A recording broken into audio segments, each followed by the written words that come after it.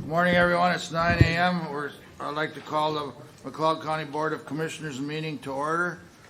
We'll start with the Pledge of Allegiance. I pledge allegiance to the flag of the United States of America and to the republic for which it stands, one nation under God, indivisible, with liberty and justice for all.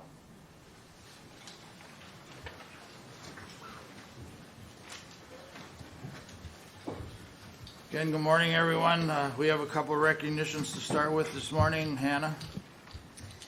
Good morning.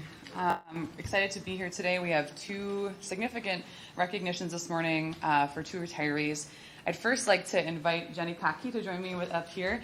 Jenny is retiring on Friday, June 17th, and she has served here at McLeod County in her position for 45 years, which I think deserves a round of applause. Congratulations.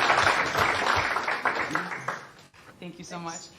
Jenny is receiving a recognition for 45 years of service. Before she retires, I'm just going to do a quick moment. If there's words of gratitude, anything you'd like to say quick, Jenny, or from your supervisor, but we're so grateful for your dedication and service here at McLeod County. Thanks.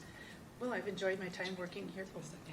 I've enjoyed my time with McLeod County. I've met a lot of fun people that are still lifelong friends, so that's what I'm grateful for, that I met nice people and they're friends, so it's good to work with your friends. And I'm going to miss a lot of people, but I'm looking forward to just every day being a Saturday.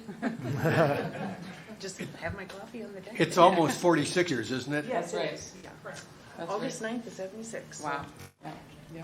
And I think Jenny is the only one that has been here now longer than I have. So the other one retired last week, Debbie Dunny. So. Well, thank you, Jenny. Thank you very much.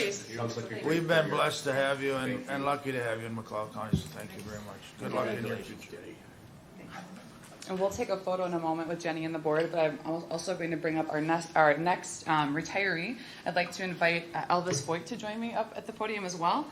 Elvis is retiring on Friday, July 15th, and he's retiring after 24 years of service to McLeod County, which also deserves a round of applause.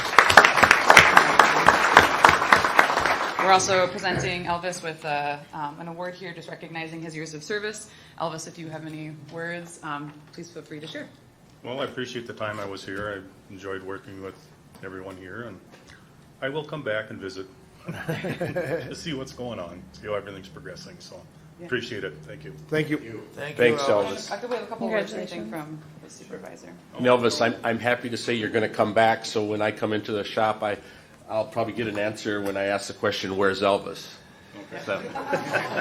It's left the building. Elvis has left the building.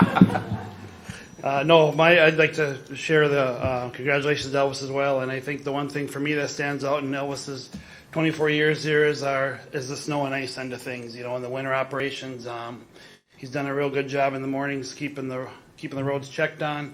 I think the roads have always been in good shape, and for me, that's one thing that stands out is the winter services. So we'll miss him for that, and of course everything else he's done for us. So congratulations.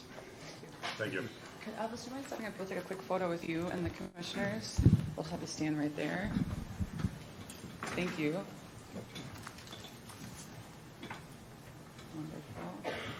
Wonderful. Doug, can I have you take a step to that way a little bit? Here we go. 1, 2, 3.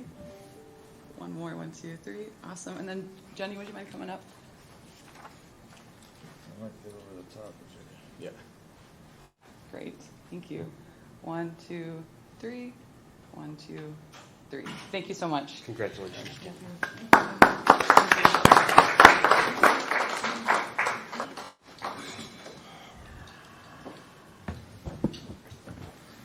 Consideration of agenda items. Is there any additions or corrections to the agenda? I have two changes, Mr. Chair. Go ahead. First, amend item 8C to read as follows. Consider a request from Novel Energy for an 18-month extension to start construction on conditional use permit 21-15, the Sterner Community Solar Garden in Section 2 of the Winstead Township. And next, add the following item after item 6A. Consider requesting mediation related to the Minnesota Department of Human Services decision on McLeod County's managed care organization request for proposal procurement for Minnesota Senior Health Options and Minnesota Senior Care Plus programs. Is that it? Yes. Move to approve with the changes. A motion made by Commissioner Wright, seconded by Commissioner Luthens to approve the agenda. Any discussion? Hearing none, we'll proceed to vote. All in favor say aye. Aye. Opposed, motion carries. Consent agenda. Any additions or corrections? No, Mr. Chair. With that, Mr. Chair, move to approve consent agenda.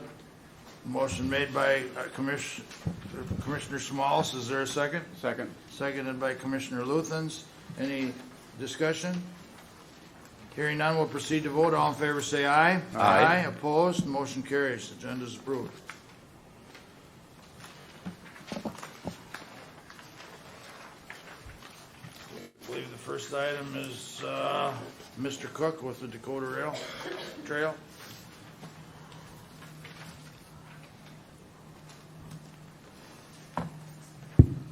Morning, Steve. Hi, good morning. Thanks for putting us on the agenda and putting it right away. So, as we've talked about in the workshops over the last couple months, what we've been talking about is the next phase of the Dakota Rail Trail project. And this would extend the trail from County Road 1 on the west side of Lesser Prairie to Iris Road, South Silver Lake, just west of County Road 2. That seemed to be the most logical place for the next phase and the ending for that, so that it just doesn't end in the middle of nowhere, which a grant agency would not like and trail users would not like. This way, trail users will have access to services in Silver Lake, and we'll also be able to connect to the Loose Line State Trail there, and then you'd have other travel opportunities from that. So the request before you is really to give tentative approval to go forward with a legacy grant application in July of 2023 and for this next phase. Board approval would allow county staff to update the project construction estimates. It would also allow the county to reach out to the city of Hutchinson to see if they are willing to participate in the county's share of the local match that's been talked about. If the city declines to participate, then the work on the grant can stop. Likewise, a local group, it's the Friends of the Loose Line West is the name of the group. They've always considered the Dakota Rail Trail as a sister trail, and that's why we're interested and willing to fundraise for a portion of the local match as well. We have to get approval from our fiscal sponsor, though, to go forward with this because of the amount of money that we're looking at raising. I've been told, that they've done this in the past, so I don't anticipate there's any problems with that, but we didn't want to reach out and go through all that until we know that the board's willing to go forward with the project as well. Likewise, if we do not get approval from our fiscal sponsor, again, work on the grant can stop. So that's why I say tentative approval, because of the city of Hutchinson, participation would be a part of that, and then the local group getting approval to do the fundraising initiative. However, if both of those are approved, then the county would submit an updated grant application for legacy funds in July of 2023. And then if the legacy grant is approved, the county would seek a MnDOT active transportation grant to pave the shoulders along County Road 2 between Silver Lake and the Dakota Rail Trail. So in your packet, I provided a lot of, different information, positives about doing the trail. It was recognized as the #1 project in the county trail plan. And essentially, the project was approved, in with the 2019 grant application that the board submitted to Greater Minnesota Regional Parks and Trails Project. That project, or that grant application, did not include paving, and there was no local match, and both of those things came back as reasons why the grant was not approved. This project and proposal tries to address both of those. It provides for a local match, and then also the trail would be paved. The paving of the trail is important because it just makes the trail more accessible and usable by more people and for more types of uses, and it provides greater regional benefit, and all that's important from the grant aspect. Delaying it will just wind up costing more. More of a local match would be required. And then also just the grant request would get elevated due to that as well. Greater Minnesota gets about $10 million a year for grants, and what we'd be looking at right now is $3 million grant request, so a big chunk of that $10 million. It's looking back, you don't see many that get awarded at that amount, so it'd be unusual already. If we delay it, that just goes up even more. So the offshoot would be we'd probably wind up having to pay more locally to bring that grant request down into something that would be more reasonable. So again, we've got some great opportunities for funding here, partnerships. We're able to access American Rescue Plan dollars if we want. We know that the county boards have some pretty wide latitude on how to use some of those funds. We're using it for the fair this year as an example. The city of Hutchinson, again, sounds like they're willing to participate. We don't know what that would do in the future, if that would also be available or not. Likewise with the fundraising effort. We've got a group willing to do that now. We don't know if where people will be at in the future, so if that would be available or not. Again, I know from my own standpoint, I'm willing to do this now. A year from now or 2 years from now, I'm not so sure. I'm just not sure where I'll be at that point. So right now we do have opportunities, and opportunities that would minimize the county's cost for doing the project itself. 96.5% of the project would be paid through other sources. Pretty good deal.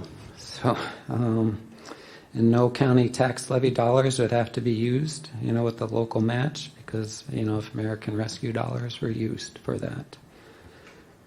And also, it's important to remember that local match funds would not be needed until 2025, so there'd be time to budget accordingly for those. So, I guess just ask any comments. Any questions or comments for Steve from the board or Mr. Young? So, Mr. Chair, Go ahead. a couple of comments.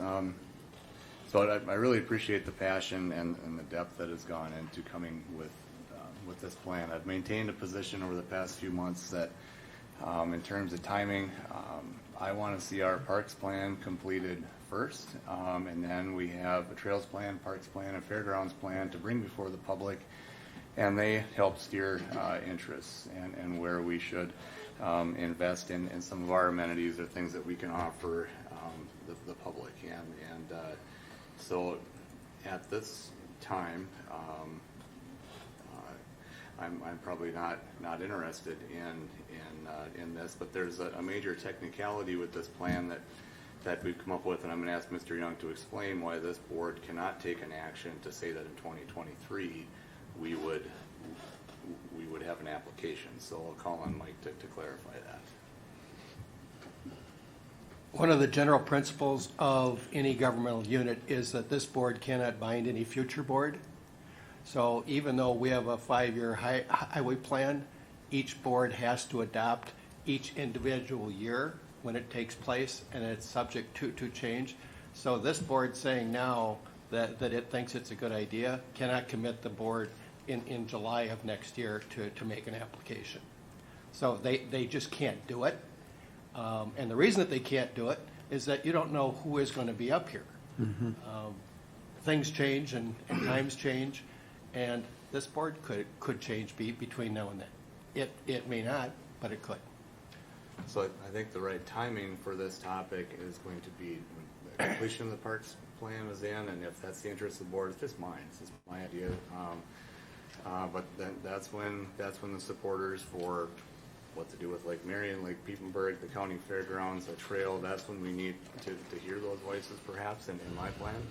But with that and with what Mr. Young brought forward, I'll have a motion to deny the request at this point. Motion's been made by Commissioner Wright to deny the plan or the request. Is there a second? Second. Seconded by Commissioner Luthens. Any discussion? I do have some discussion. The only thing, I echo everything that Commissioner Wright has said, except I would like to add in that we've, over the past, I have, I don't know if the right word is compromised, but we've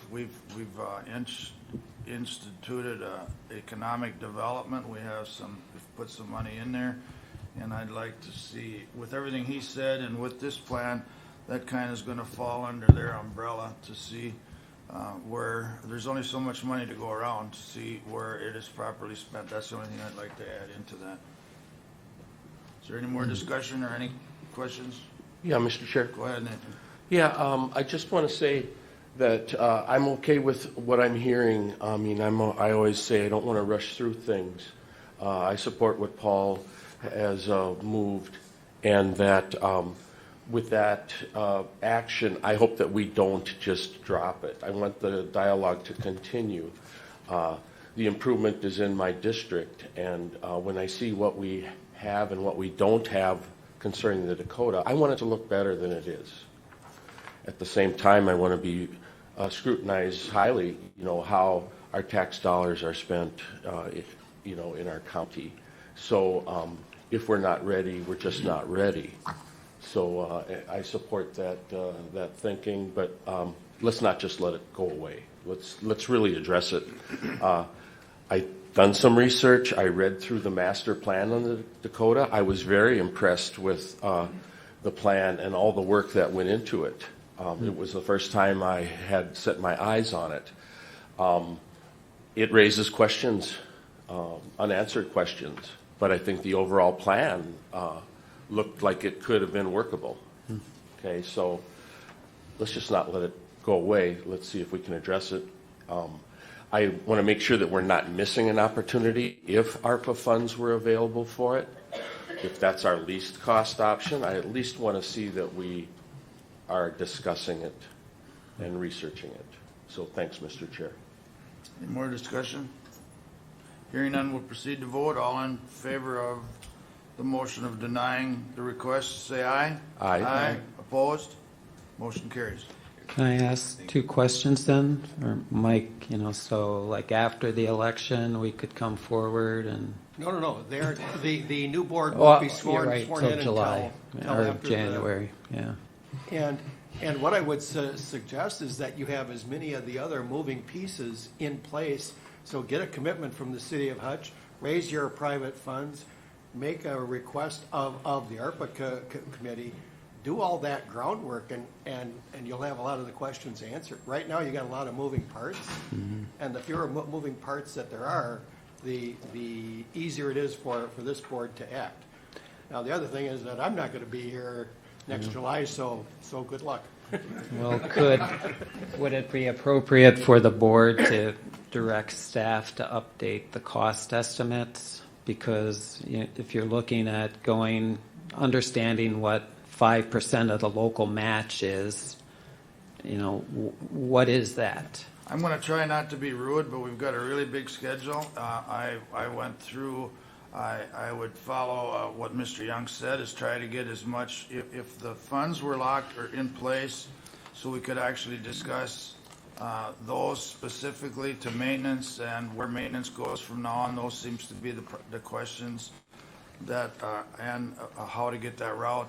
But we don't even know how much we're really looking for unless staff can update the cost estimates. And they won't do that unless they're directed by the board. For this year, 2022, I guess the motion just passed. I mean, it's not going to hit the priority of going any further. So we can't do any of the other legwork that we're talking about because we don't know what dollar amounts we're really looking for. I would guess I'm trying to that you work could do- with you here. That's what we've all been doing through this whole thing, is Mr. trying to Chair. work. Mr. Chair, I would think that this is a separate agenda item that It is. Mr. Cook is requesting. So if you have the request for an updated plan, which is a separate cost not outlined in our agenda, I believe it would need to come back. I would I'm not trying recommend to that you stop. talk with John. And I'm not meaning to put John on the spot, but see what those costs would be. He said he won't do it without board approval. He won't take the time. Okay. Mr. Chair, I'm aware of this, and Mr. Cook, that is a separate agenda item. So like suggested, if you submit that, and you know how to submit an agenda item, then we can bring it to the next meeting or the one thereafter, because the next one's a night meeting and it's long. Okay? And again, we're in some different grounds as far as our whole, everything that's going on in the world today. It's hard. I'm trying to give everybody reasonable time and yet stay on task. So thank you for your presentation, and we'll move on to the city of Glencoe. John? Good morning. So as noted on the agenda, the City of Glencoe is in the process of nearing completion of its first ever comprehensive plan. And because part of that plan looks at expanding boundaries within the city, the county is required to review and approve the plan. And so we had submitted that back in April. Today, Antonio Rosell with Community Design Group is present to give a brief presentation on the plan and answer any questions that the board may have.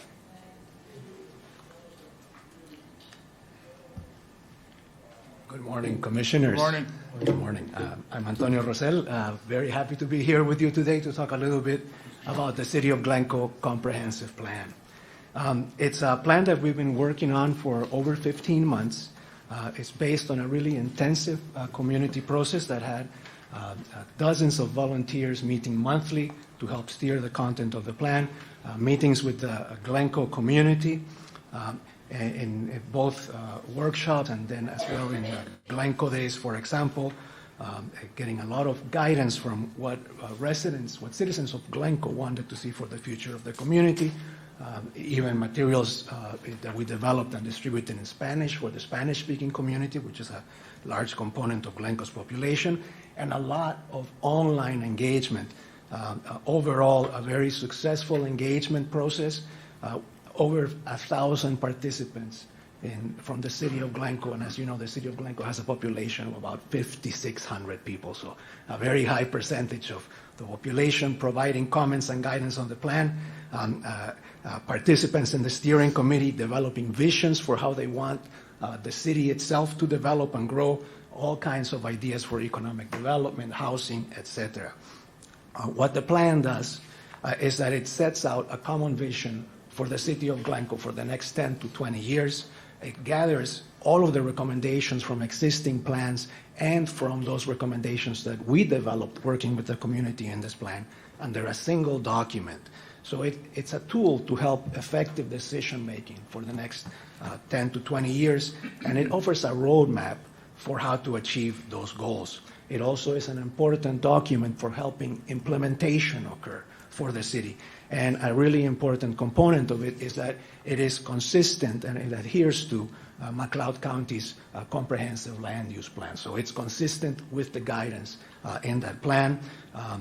As you are familiar with, there are several goals and objectives in this document. We've referred to it as we're developing the recommendations, wanting to make sure, for example, to be consistent with goals like your urban and rural areas growth management goals, so that the plan supports those and provides additional detail specific to the city of Glencoe. Other set of goals, for example, economic development, and thinking about how we promote economic development in the city of Glencoe and in the county overall to the benefit of residents of the city and the county. One of the ways in which we do that in the plan is by really thinking about land uses today and how we can steer the different types of land uses and development, what is appropriate for where within the city of Glencoe, and then thinking about the future as well, how the city may grow over time, really phasing that carefully so that it's an efficient process, an efficient pattern of growth that really helps economic development, helps vitality, and helps to maintain and enhance Glencoe's position within the county and the region. I just talked a little bit about land use within the comprehensive plan. It's a comprehensive document that includes as well guidance for housing, transportation, economic development, parks and recreation, and community facilities and utilities. For example, considering the benefits, potential impacts of the expansion to 4 lanes, continuous 4 lanes for Highway 212, and how that will impact housing development and economic development in Glencoe and in the county overall. Opportunities for growing businesses, both businesses and industries that are here today, but also thinking about aspiring entrepreneurs and the different types of kind of startup places and incubators that can help really revitalize and jumpstart economic activity. Thinking about housing rehabilitation, different types of housing that are suitable for the city of Glencoe overall. What is the process that we go through to bring this housing in? And of course, thinking about parks and recreation and quality of life as an important component for the city for the next years, how we grow and develop those assets while also making sure to take care of physical plant and growing and keeping in good maintenance the utilities and assets that we have today. As part of the process of developing a comprehensive plan, it is really important for the city to coordinate with the county as we are doing today. Thank you for having reviewed the plan. If you have comments toward the plan or ways in which you would like us to address specific questions, please let me know. Please let us know. The city council of the city of Glencoe will have the plan up for its consideration towards the end of June, unless you have other changes or comments that you would like to make on the plan. I wonder if you have any questions for me or for other representatives from the city. Thank you. Sheila, did he get a copy of the questions, or are they just? No, I didn't have a copy of questions. I gave you a summary of what we reviewed of the plan and the county attorney. We did the overall plan, from what I understand, looks pretty well, and that we do have a couple of questions here. I don't know if we just should go through them, or if we should just give him a copy of this plan. Mr. Chair, that's actually, I gave you a document in my notes, so I'd rather you didn't do that. Thank you. But I can go over what it says, because it's really long, and it would take you like 5 minutes to read. So, I noted a statute 462.3535, which you already went over, to let the board know about their statutory obligations to review the comprehensive land use plan, and that you noted in page 8, I believe it was, 8 or 3, no, hold on one second. I didn't know I'd be going over this, I'm sorry. On page 8, that you've noted that the comprehensive land use plan, or meets our comprehensive land use plan, and that is all covered to what you have given us. So then I made a recommendation that if a motion was made, that it would be with the acceptance of that. We went over everything with our county attorney as well. On page 46, you outline redevelopment opportunities, knowing that that doesn't mean that you're asking for any land to be sold or saying what would absolutely happen, but noting those things. And there is a little concern there because 15, 16, and 17, they outline land that we have indicated that we would not be interested in selling. For sure, number 15, I believe, is the corner between the courthouse and our law enforcement center, which we've been asked about several times by members of the city of Glencoe during the downtown planning group. I don't know, John, since you've been there, that you and I have had to address it because formally it has never been asked to sell to them, but people have talked about putting a pocket park there like they did down the block and other things. The county's intention would not be to sell that property. That's for future development if needed for the courts. It's the county seat, and the county owns that corner of property, thankfully. And also along with that would be number 16, where it's known to put a public park or dog park possibly. We know that those aren't absolute things, but that they are noted as redevelopment opportunities. We have lent out 15 and 16 numerous times to the public for City of Glencoe events, and plan to keep doing so. There's another one there in September, and then all throughout the summer as well.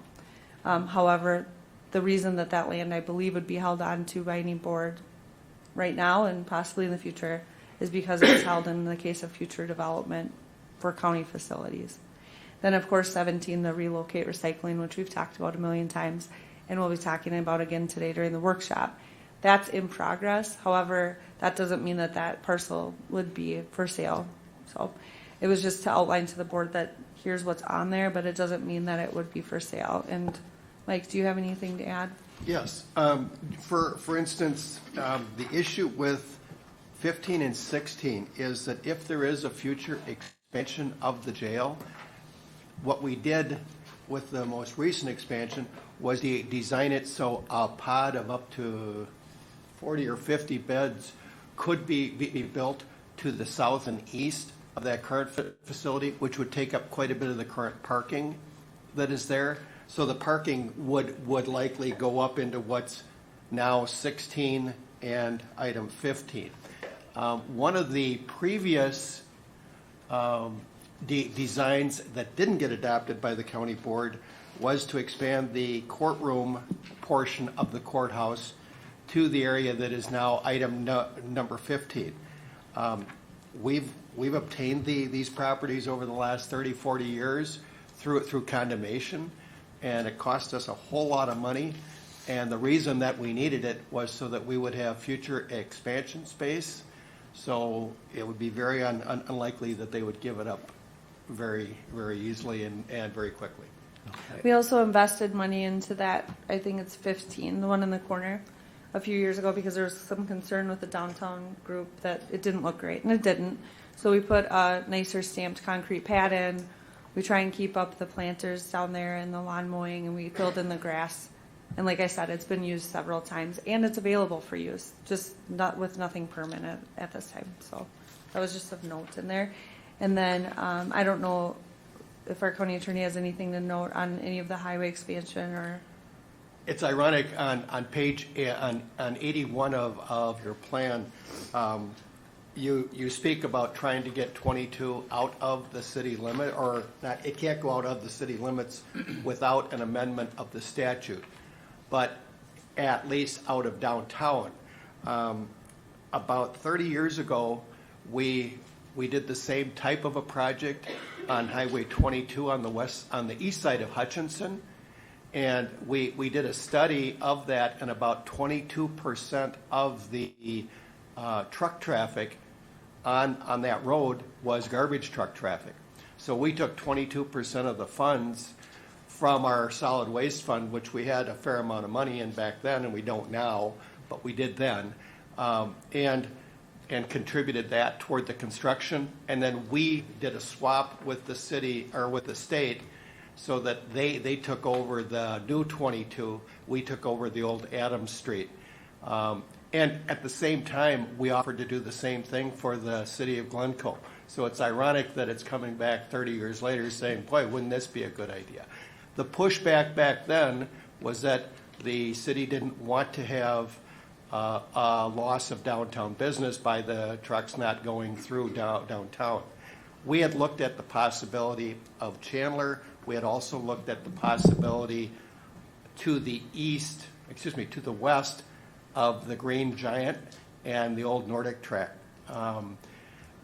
For 22 to go outside of the city limits and not be inside the city limits of Glencoe would take an amendment of the statute.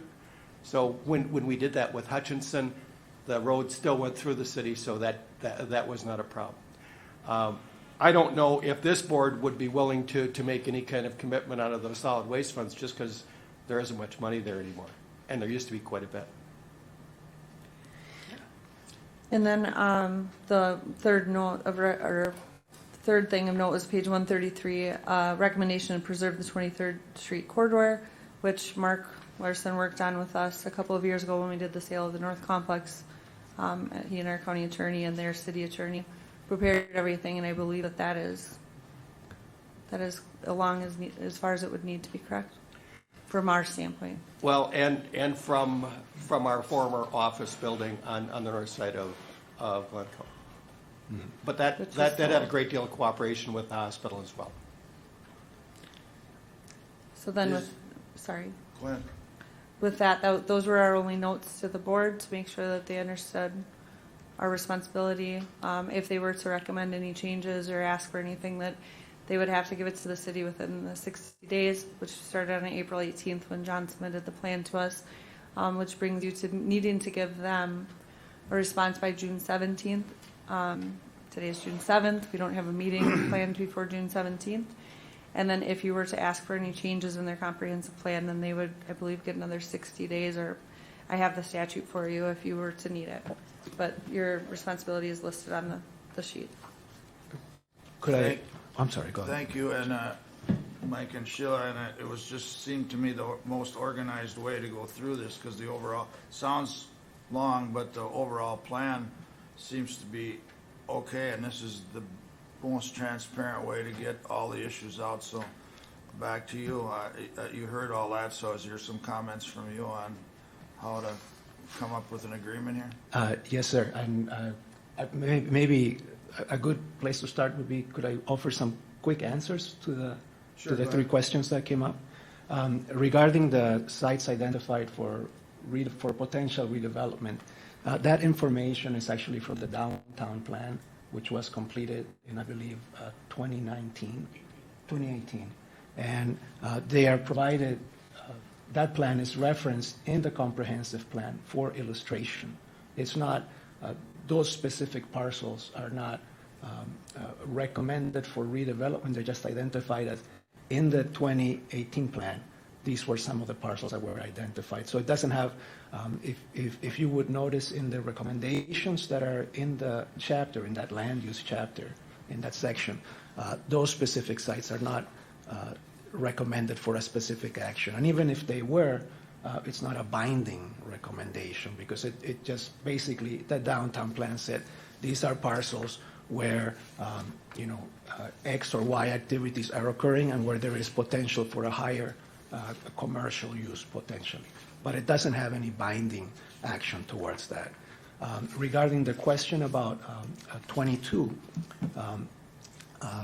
the plan is making the recommendation that to help downtown Glencoe thrive and become more walkable, and to have the businesses be able to use Hennepin more fully, that the truck traffic, which in this case is mostly commercial and freight truck traffic, that should be moved from downtown. And it's consistent with MnDOT investigation of potential routes. And it's not binding the county.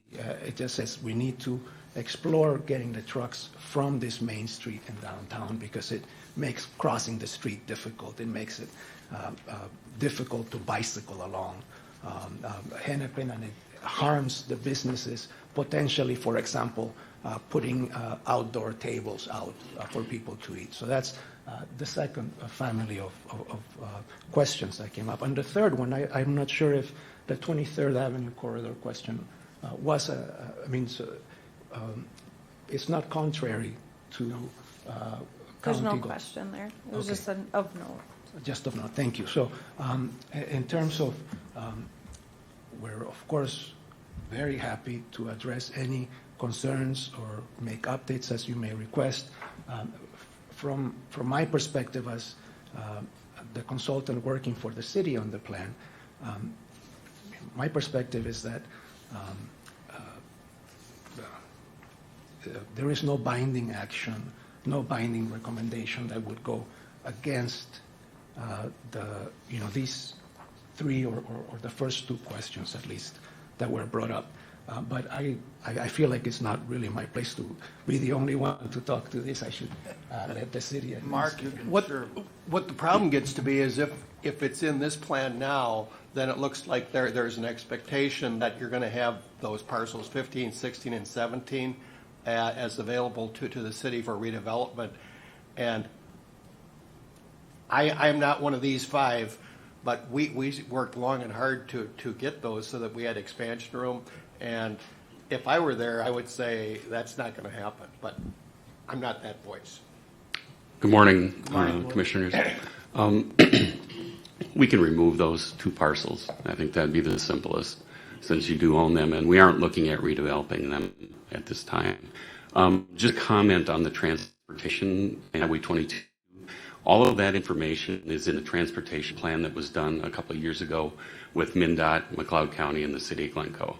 That's everything in there has already been adopted by the City Council and the County Board, and it's in an existing plan. So it's not anything new.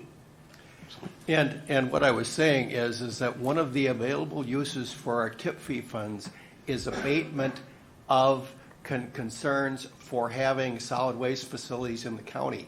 We have the landfill that's in Biskie, and that's how we were able to use those funds for the east bypass of Hutchinson.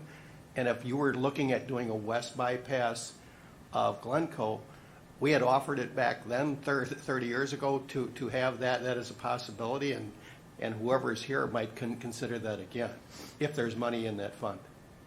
One other note, Mark, you said two items you would remove. Do you mean three? Would you remove 15, 16, and 17? Sure. Okay. Yeah, I don't think that is a problem at all. No, and I know John and I and yourself stay in touch, and we know that 17 is of interest. It's just like Mike saying, it may be noted as a redevelopment opportunity when the current board doesn't feel that that's what we would currently do. And this is not, this is meant for transparency. I personally like some ideas in there, but I don't want people, or from my perspective, is that we don't get going down somewhere where our expectations are not all the same. So I appreciate doing here, and I'd like to be as helpful as I can, and it sounds like this is all right. Any other comments or questions for anyone or for us? My only note would be that I gave you a recommended motion, just so you would have it, because I knew it would be kind of a longer presentation, and that you would just note that with removal of items 15, 16, and 17 from page 46, if that's what you're going to do, so that you don't have to hold up their plan. Do you want me to read that? Would you please? No problem. Recommend approval of the City of Glencoe Comprehensive Plan if, as stated, the plan is consistent and in agreement with the goals and stipulations of McLeod County's 1995 Comprehensive Land Use Plan, with the exception of items 15, 16, and 17 listed on page 46 as redevelopment opportunities. Before the motion is made, is that something that you're okay with? At least that gives us That's not going to be a problem. We should all be able to move forward. Questions from the board? Would somebody be interested in making that motion? Mr. Chair, I'll move what Administrator stated. And I'll second it. And thank you for the presentation. It was very good. And I've heard you before. Motion's been made by Commissioner Small, seconded by Commissioner Nigel to approve the plan with those revisions. In the discussion part to it, I've heard you before, and you do a good job. And I hope a lot of these things get implemented. Again, at the risk of repeating myself, just so we're all on the same page, we've got some new things going, and make sure we're all working in the same direction. So I'm excited about that as well. Mr. Chair, if I may. Go ahead. with the great needs that the city has for your streets and your sewers and water and all that, it's really hard to do long-term planning, but it is such a good idea, and it's good that you're doing it. But the short-term needs are always so pressing. And Mr. Chair? Go ahead. And I want to congratulate you for, the way the plan looks. I mean, a couple of us in this room, Francis and I, were involved with the Lister Prairie Long Range Comprehensive Plan just in 2016. And I think it's a beautiful piece. I realize that it's a tool, but at least it gives you a direction. So I appreciate that. Thank you. And it also, I agree with what's been said, it also works for both of us. We can see what your plans are, so we can either help or curb it or whatever the case may be, so I appreciate it as well. And I am also glad to see the representation from the city. With that, hearing no more discussion, all in favor say aye. Aye. Aye, opposed, motion carries. Thank you very much. Thank you. Chair and Commissioners. Thank you.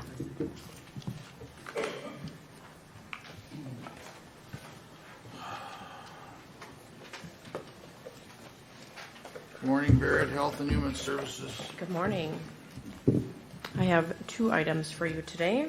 Item A is to consider adopting Resolution 22CB31, which supports the recommendation of the McLeod County request for proposal review by approving Prime West as the only managed care organization that can provide managed care services for families and children recipients in McLeod County, and approving Prime West Health and Blue Plus for Minnesota Care recipients as required by the Affordable Care Act. So as you know, we've been going through this procurement process. Prime West Health, Blue Plus, UCare, Medica, and United Healthcare all submitted proposals to provide managed care services in McLeod County. And a representative, myself, of McLeod County Health and Human Services has reviewed and evaluated each proposal, and this is my recommendation based on their proposals and the scores. Questions for Barrett? Move to approve. Motion made by Commissioner Nagel to approve. Is there a second? Second. Seconded by Commissioner Smalls. Any discussion? Hearing none, we'll proceed to vote. All in favor say aye. Aye. Opposed? Motion carries. Thank you. And then item B, which Administrator Murphy added to the agenda, is to consider requesting mediation related to the Minnesota Department of Human Services decision on McLeod County's managed care organization request for proposal for Minnesota Senior Health Options, which we refer to as MSHO, and Minnesota Senior Care Plus, which we call MSC Plus programs. So as you recall, I brought 2 other resolutions to you before for seniors and one for special needs basic. Those results have come back in. Our request to have only Prime West Health as our managed care organization for the seniors plans, which I listed here, it did not happen. They approved more than one plan to come into our county. And that is not what we wanted, so I'm requesting approval to just submit for mediation. I have a simple memo I just send. I have to send it by this Friday, and that would start the process. I'm looking to your ideas and approvals in order for me to proceed with that. Thank you, Barrett. And I think that is my personal opinion is that is a good next step, but any comment from the board? I would just note that this doesn't mean that we yet know how we're going to go about the mediation process, whether my office will be doing it or we would be retaining somebody else. But this is the first step, and we'll figure out the next step is after the first one. And we are one of many counties that is proceeding this way. I'm in a group with Region 6 and 8, which is the majority of the southwest part of the state. And most of them are asking their boards today to seek mediation. Right. There's a number of there, and yep, there's power in numbers then too. So. Thank you. Mr. Chair? Go ahead. Move approval of request. Motion made by Commissioner Smalls to move for approval. Is there a second? Second. Seconded by Commissioner Luthens. Any more discussion? Hearing none, all in favor say aye. Aye. Aye, opposed, motion carries. Thank you. Barrett, have a great day. You too. Auditor Treasurer Connie, good morning.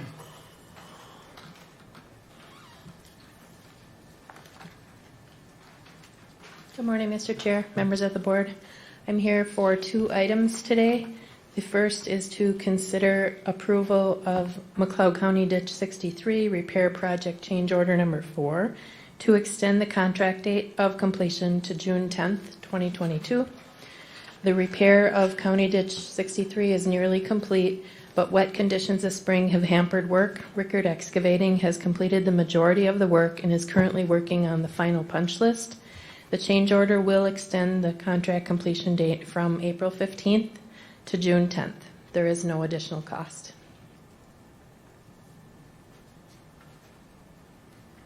Any questions for, basically what this does is we're not changing anything, we're just doing the extension for completion, is that correct? Correct. Any questions? It'll be done in 3 days. Well, I think the original date was May 31st, so. So do we need to just add a few days onto that because of where we are on the calendar or not? The contract that was in the board packet is stated June 10th. If we need to do a further extension later, we'll come back. And that's what was recommended by the engineers. And it clears up a couple other questions that I've gotten, so that I think that would cover what we need to do outside of that other question, but. Okay, move to approve. Motion made by Commissioner Wright and seconded by Commissioner Nagel to extend the completion date to June 15th. Any more discussion? Excuse me, June 10th. June 10th, I'm sorry. The next one will be June 15th. After June 10th. Sorry. All in favor say aye. Aye. Aye. Opposed, motion carries. Okay, the second item is to consider approval of the redetermination of drainage benefits and damage on County Ditch 19A and appointment of suggested viewers, which would be Joe Jacobs of Minnetonka, Alan Kerber of Arlington, and actually Brad Wick of Hutchinson. The suggested alternate viewers will be Jeffrey Johnson and Ron Ringquist. The Drainage Authority determined that the original benefits or damages do not reflect present reasonable day values according to Minnesota Chapter 103E, Section 103E.351. And all of the suggested viewers and alternate viewers have previously worked as viewers in McLeod County. As you know, viewers cannot be part of the drainage system nor have an interest in the drainage system. Has that motion about that the current values are no longer reflected by the benefits and damages that were previously assessed, has that been made by the Drainage Authority, or do they have to do that here? They would need to do that here along with this. So you ought to include that in your motion. And where is this ditch system? The ditch system is to the east and the south of Hutchinson. It crosses Highway 7, kind of meanders along, and then goes down to Highway 22. Thank you. Questions? Any more questions? Or just to make sure to include that the values no longer are valid, or they don't Reflect modern values. Yep. I know it's normally in every one. It's in there, so I'll move to approve. Motion made by Commissioner Wright. Is there a second? Second. Seconded by Commissioner Schmalz to approve with the added language. Any more discussion? Hearing none, all in favor say aye. Aye. Aye. Opposed, motion carries. Thank you. Thank you. Environmental Services, Mark, good morning. Morning, everyone. Morning.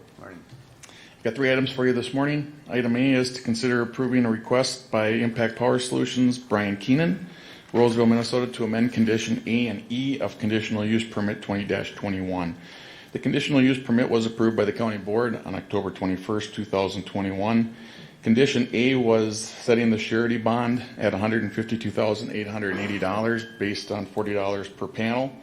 And the change would reflect the project needing only 2,875 panels, so it would be a reduction to 115,000. That is the request for Condition A. Condition E would be to waive the requirement for vegetative screening on sides of the project that face an adjacent solar site. When IPS initially sought a CUP, there was an adjacent solar site to the east proposed by Nokomis Energy, the status of which was unknown at the time due to an appeal. Now that Nokomis Energy project is approved and will presumably be constructed, IPS believes that planting a screening between the two sites doesn't provide a benefit, but is actually a detriment and will disturb more soil, making the site more difficult to decommission and return to agricultural use. So those are the requests. Brian is present if you do have questions for him. And I don't have questions for them, but I do have for you. Now, really, that the first part here, this is actually two things. Is that two requests for changes to conditions, correct? And the first one is not really a change; it's just less panels. We right? did provide a number, so with that, Okay. we did ask. I am bringing that forward to you. I agree with the comment made. The condition in the future, as noted, will be based on $40 per panel or whatever we determine is needed to reclaim those panels if and when that occurs. So, and I would suggest that the board take the two separately, and if you reduce the amount of the bond, then indicate that it cannot exceed that number of panels. And we can actually put that number per panel. Yep. Right. As long as that number, I'm comfortable as long as the number per panel is stated. And that's what we based it off. What's the new number? Be 115,000. 2,875 panels is what is being proposed currently. So let's take that one as an item first. Is there any more questions on that, or is there a motion? Is that okay with the applicant? So moved. Motion made by Commissioner Nagel to approve the number of panels being less with the amounts per panel being the same. Is there a second? Second. Seconded by Commissioner Wright. Any more discussion? Hearing none, we'll Mr. proceed. Chair. Go ahead.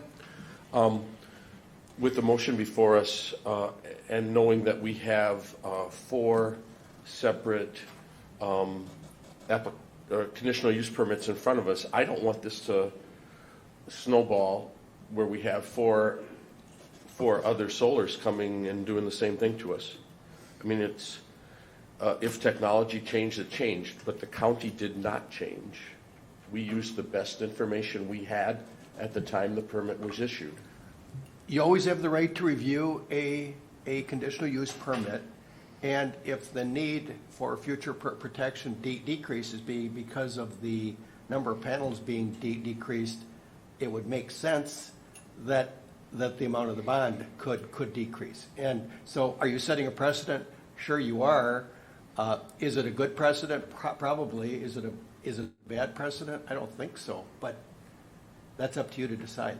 And I have, excuse me, but I only went by, my determination was on the cost per panel didn't change. And maybe it should change sometime, but that's not what we're here to decide today. Where I didn't feel that it could have went the other way. It really, I have to be honest about it, and I think the way the motion is stated to keep the amount the same per panel is fair. That's my opinion. But Mr. Chair, I don't think technology it sets a precedent. is creating efficiencies in this field. Okay. Mr. Chair? Go ahead.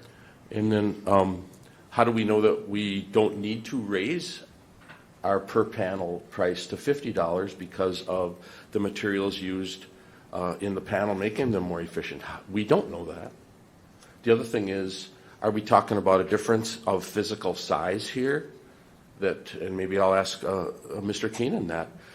Just is a physical size that allowed them to now reduce the panels and thus ask for a reduction in our decommissioning amount that we previously approved. Good question, actually. To be Good question. There's two questions. One, you said should the price go up?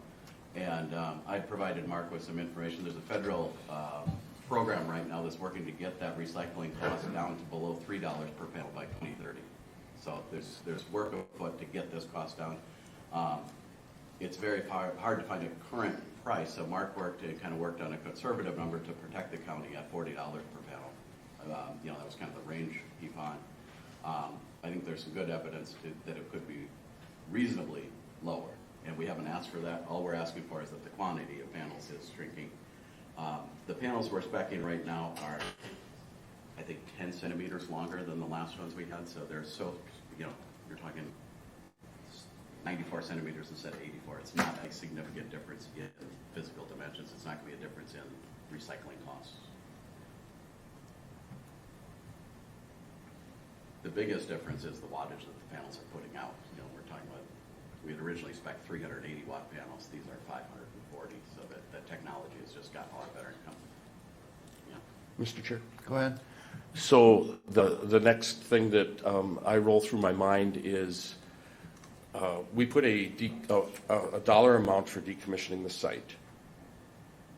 That if the solar follows through and decommissions the site as proposed,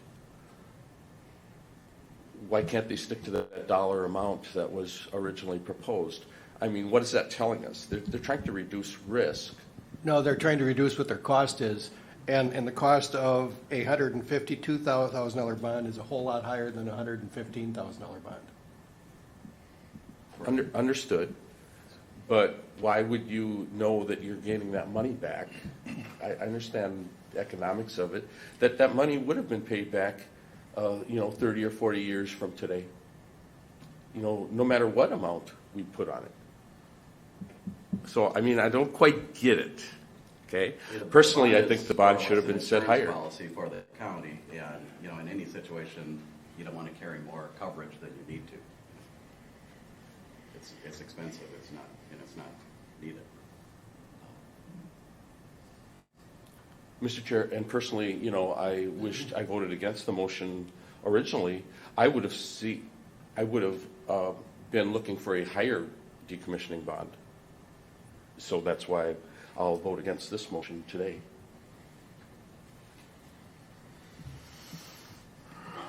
Thank you, Commissioner. You gave me some different insights as well. So, there's a motion on the floor? Yes. Okay. Any more discussion? Hearing none, we'll proceed to vote. All in favor of lowering the proposed, or lowering the bond to 115 and some change, say aye. All right. Opposed? Aye. Roll call. No. Commissioner Luthans is no. Commissioner Wright? Yep. Commissioner Kruger is no. Commissioner Nagel? Yes. Commissioner Schmalz? No. Motion fails 3-2. So the second condition then would be condition E, a request to remove the vegetative screening requirement, which would be on the east side, and that would be the side facing Nokomis South Garden LLC project, which is moving forward as well. They have not received permits to this point, but Mr. Keenan is asking to remove that screening requirement due to the fact that they would be abutting each other. My first question is, these are two different companies, though. That is correct. Two separate projects. I mean, technically, they just happen to be side by side. Correct. Then their responsibilities are to their garden, not to their neighbor's garden. I mean, they were all based on that permit. That is correct. And so from a staff's perspective, I will offer, I've stated this prior when we were going through this. I don't know as staff, I can't guarantee to you as a board, that these projects will concurrently last the same amount of time. So if for some reason we have one of the two that is decommissioned before the other. And if we don't allow, or if we allow for the reduction in that screening, then you potentially would go without screening on one side of a project. That's the risk. The other risk is that the Nokomis may not get built at all if they're not permitted yet. Right now, there's a solar panel shortage, as I understand it, and that's a national issue, and our federal government's trying to act on that. But until the other one is built, so I think it's a chicken egg deal. I think that the first one has to have it on all sides, and the second one, once it's built, then you could forgive the fourth edge, so to speak, so long as the other one is there. And you could, but that doesn't guarantee, one could still leave before the other or have some issues, so that was what I was bringing to light, and that's technically why I was changing I was thinking that through on the preceding motion. Go ahead. So that's specifically why we've worded it the way we have. So we have no vegetative screening is required on sides of the project which face an adjacent solar site. So there would have to be an adjacent solar site built for that to be in effect. If the adjacent solar site was removed in the future, then we'd have to put trees there because there would no longer be one. But if you build before Nokomis, then you're going to have to put it in. Right, because there's no adjacent site there. Or if Nokomis removes their site before ours, there's no longer an adjacent site, so we'd have to put trees in to be in compliance. So they plant trees today and then cut them down in a couple of years if they build. Correct. There's a 25-year contract with Excel for these gardens. They're both being built at closely, in tune with each other. So I don't think there's going to be any shortage, strength of time that there's going to be a garden without the other next. You wouldn't, you're acting independently, so you wouldn't change. If you'd have two, you wouldn't take one down. We're independent, so again, if that Nokomis garden never gets built, we'll put trees up. We just want to have the flexibility to not put them, if there is one adjacent to us, there's no benefit for putting trees, and it's actually a detriment to the site. So then I have to tell Nokomis that they have to put one up, but you didn't have to. Or they can remove theirs. I don't know if they're asking for I'm pretty clear on it. They're all applied separately. It's unfortunate to have to do this but if we wouldn't have an issue if they were a mile apart. All right, board, any questions? You have other issues that are like this for things like salvage yards that require screening, and I'm not aware in the last 35, 40 years that we've ever granted an exception like this. I don't recall ever having a situation like this. I believe there's some projects down, Cecil Martin owns some projects that are adjacent to each other that have no screening between them. Maybe they don't have any other. Mr. Chair? Go ahead. That's a wrong statement. There's screening between those two solars on the Martin project.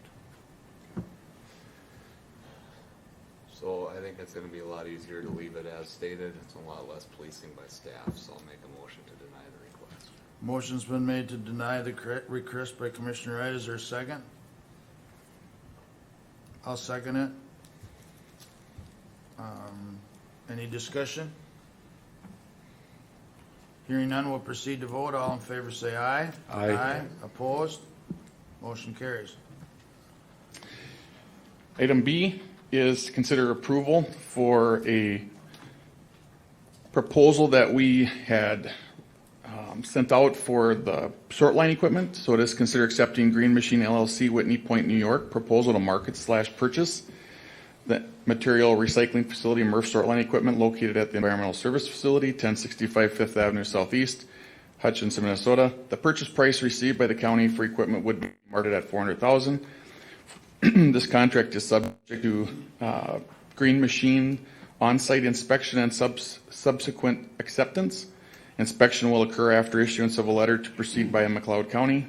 This marketing/purchase offer is valid for 20 days after the date of the letter, with system inspection and final acceptance occurring within 20 days of acceptance by Green Machine of the final contract. So the date on the original proposal per the packet is May 25th, so we are within that time frame.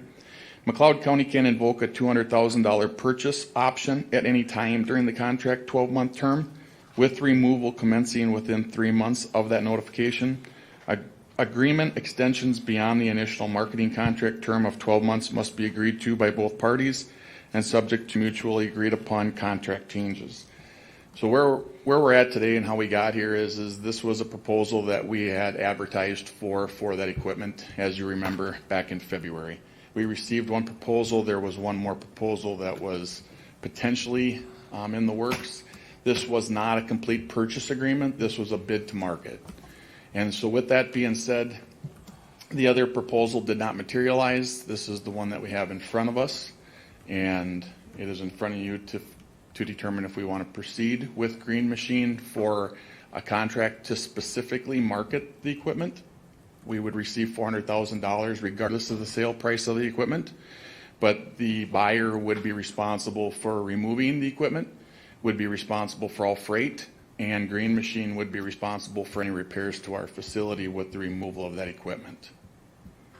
So from my perspective, this is a favorable contract, and it's an opportunity for us to look at potentially removing that equipment. That equipment has sat idle for 2.5 years per se, and the longer it sits there, more maintenance may be needed.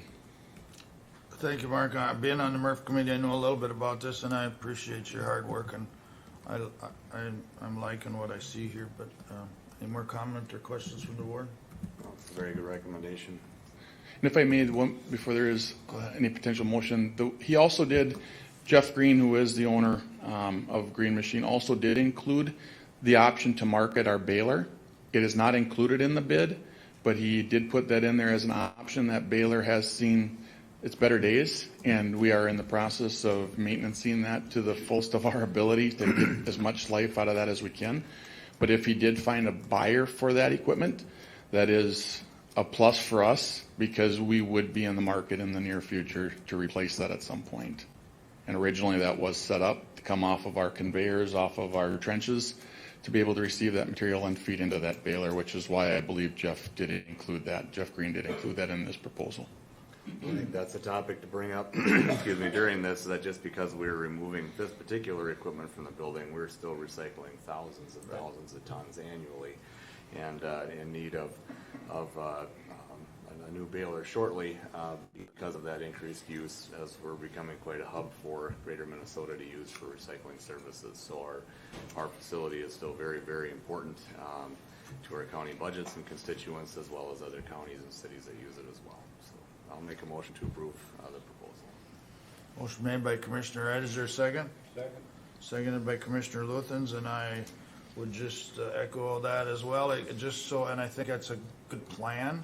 But you know, and it goes without saying that we don't want to be without a baler for a while. I mean, so something would have to move hand in hand to do that. But just a note. I think that's the right way to look at it, because if you can get rid of your car before you trade it in, you're a lot better off. So How much is a baler? I haven't quoted that. Sarah is present. I'm going to say probably close to $400,000. So with that being said, if we did include that, we would market. We would have to come back for a proposal to sell that. So we'd have to advertise for that to include that as part of the spec.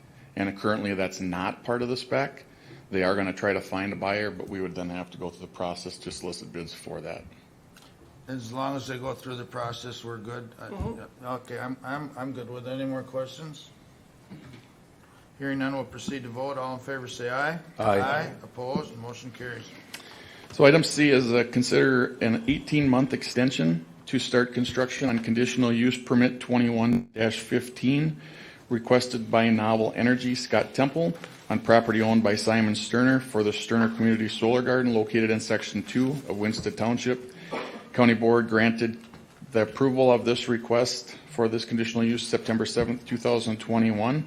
And if approved, it would forward the start date to March 7th, 2024. I did receive a request, an email letter from Scott Temple for this. And I'll just read that. Dear Mark, I am writing to request an 18-month extension on the conditional use permit for our Sterner Community Solar Garden. We are experiencing shortages and delays acquiring both steel and panels and are having to delay most of our projects. It does not look like we will be able to start construction until third or fourth quarter of 2023. Sincerely, Scott Temple.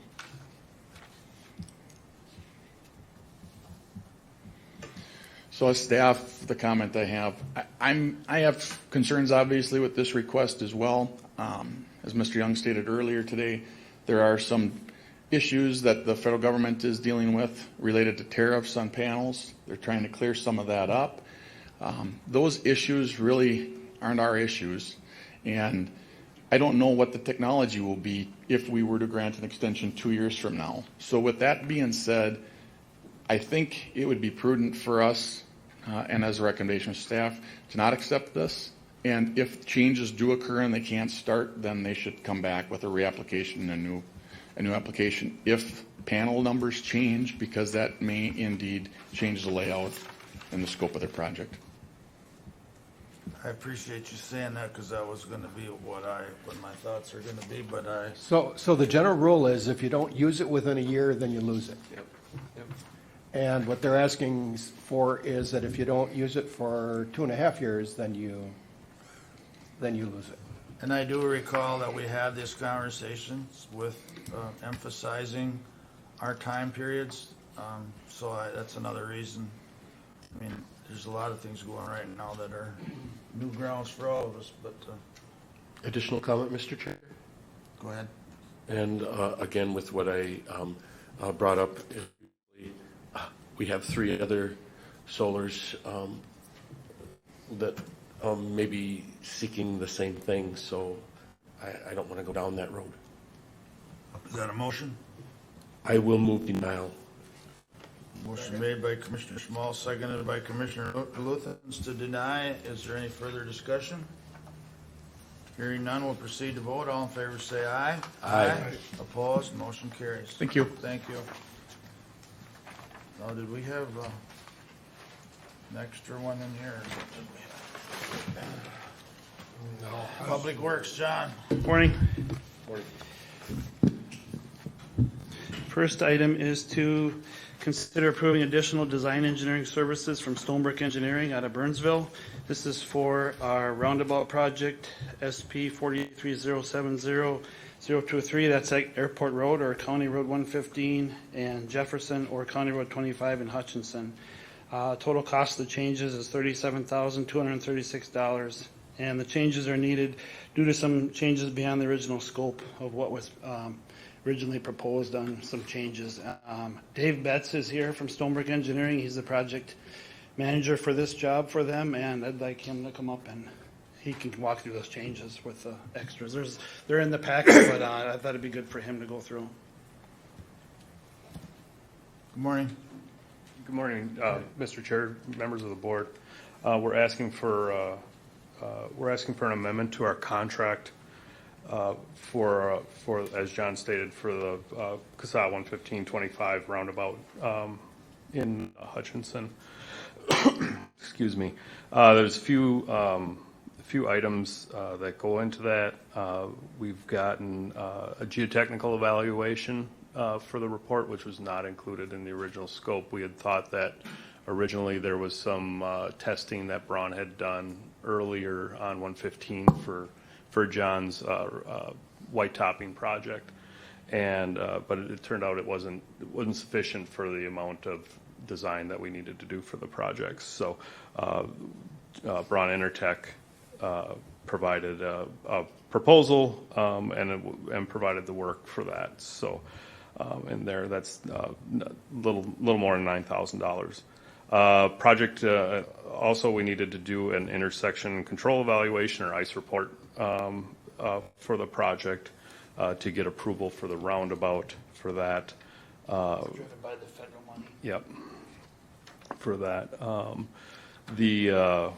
Additionally, we had with the Morningside roundabout, John asked us to do some research, some additional research, look into the curb changes and things like that.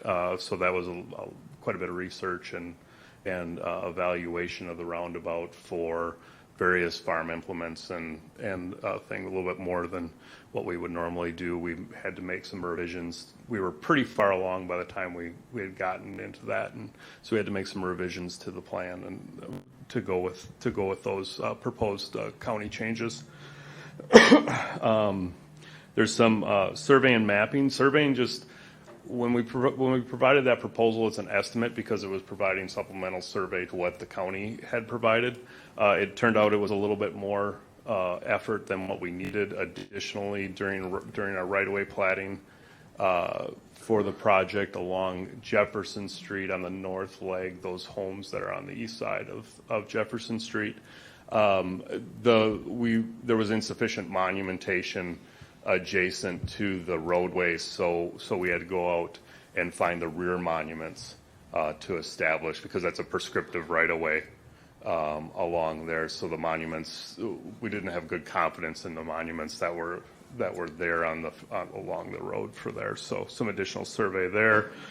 And then as part of the, I believe, John, it was a Hutchinson public information meeting that Kent had, was found out that there was a yard drain system that the homeowners had installed in the prescriptive right-of-way along adjacent, again, in that same area on the north side, on the north leg, on the east side, those homes there.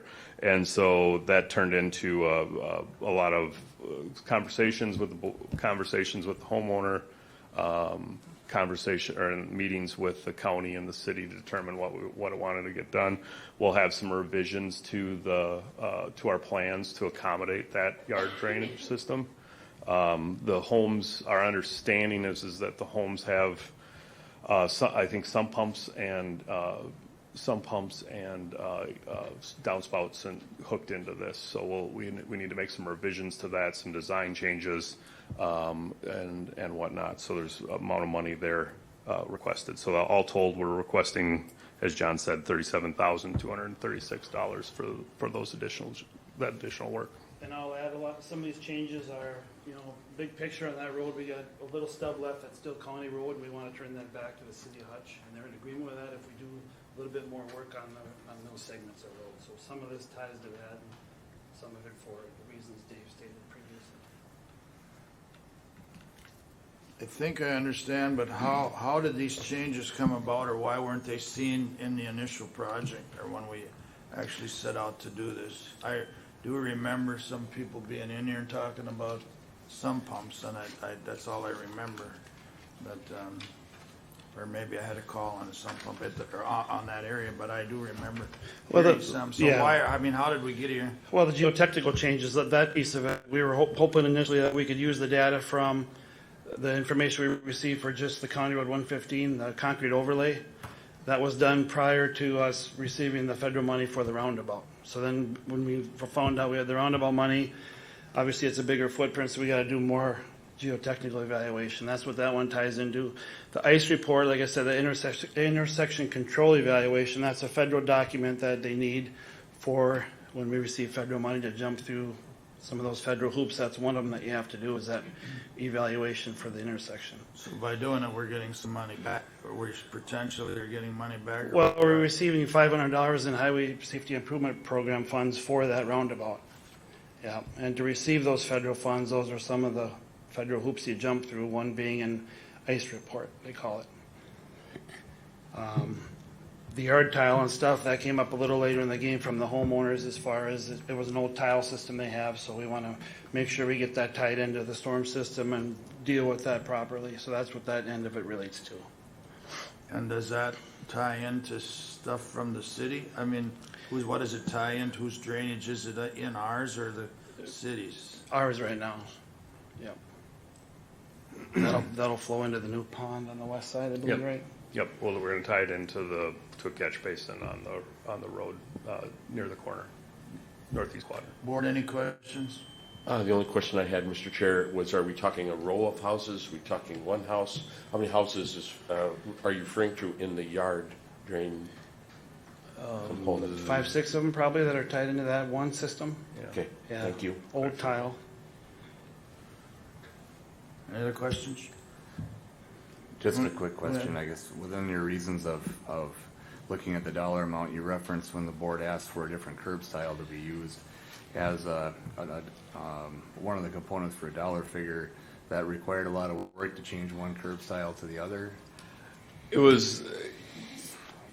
wasn't a ton of work on changing the curb style. It was more the research and evaluation that the highway department asked us to provide.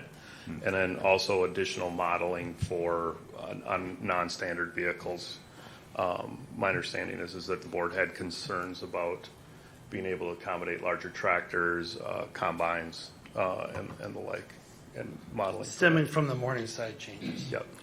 And I do recall that, and I thought we cautioned moving forward that we didn't want to have to, we made sure we tried to get all our bases covered on this one. I mean, this was already on the plate when we did those changes.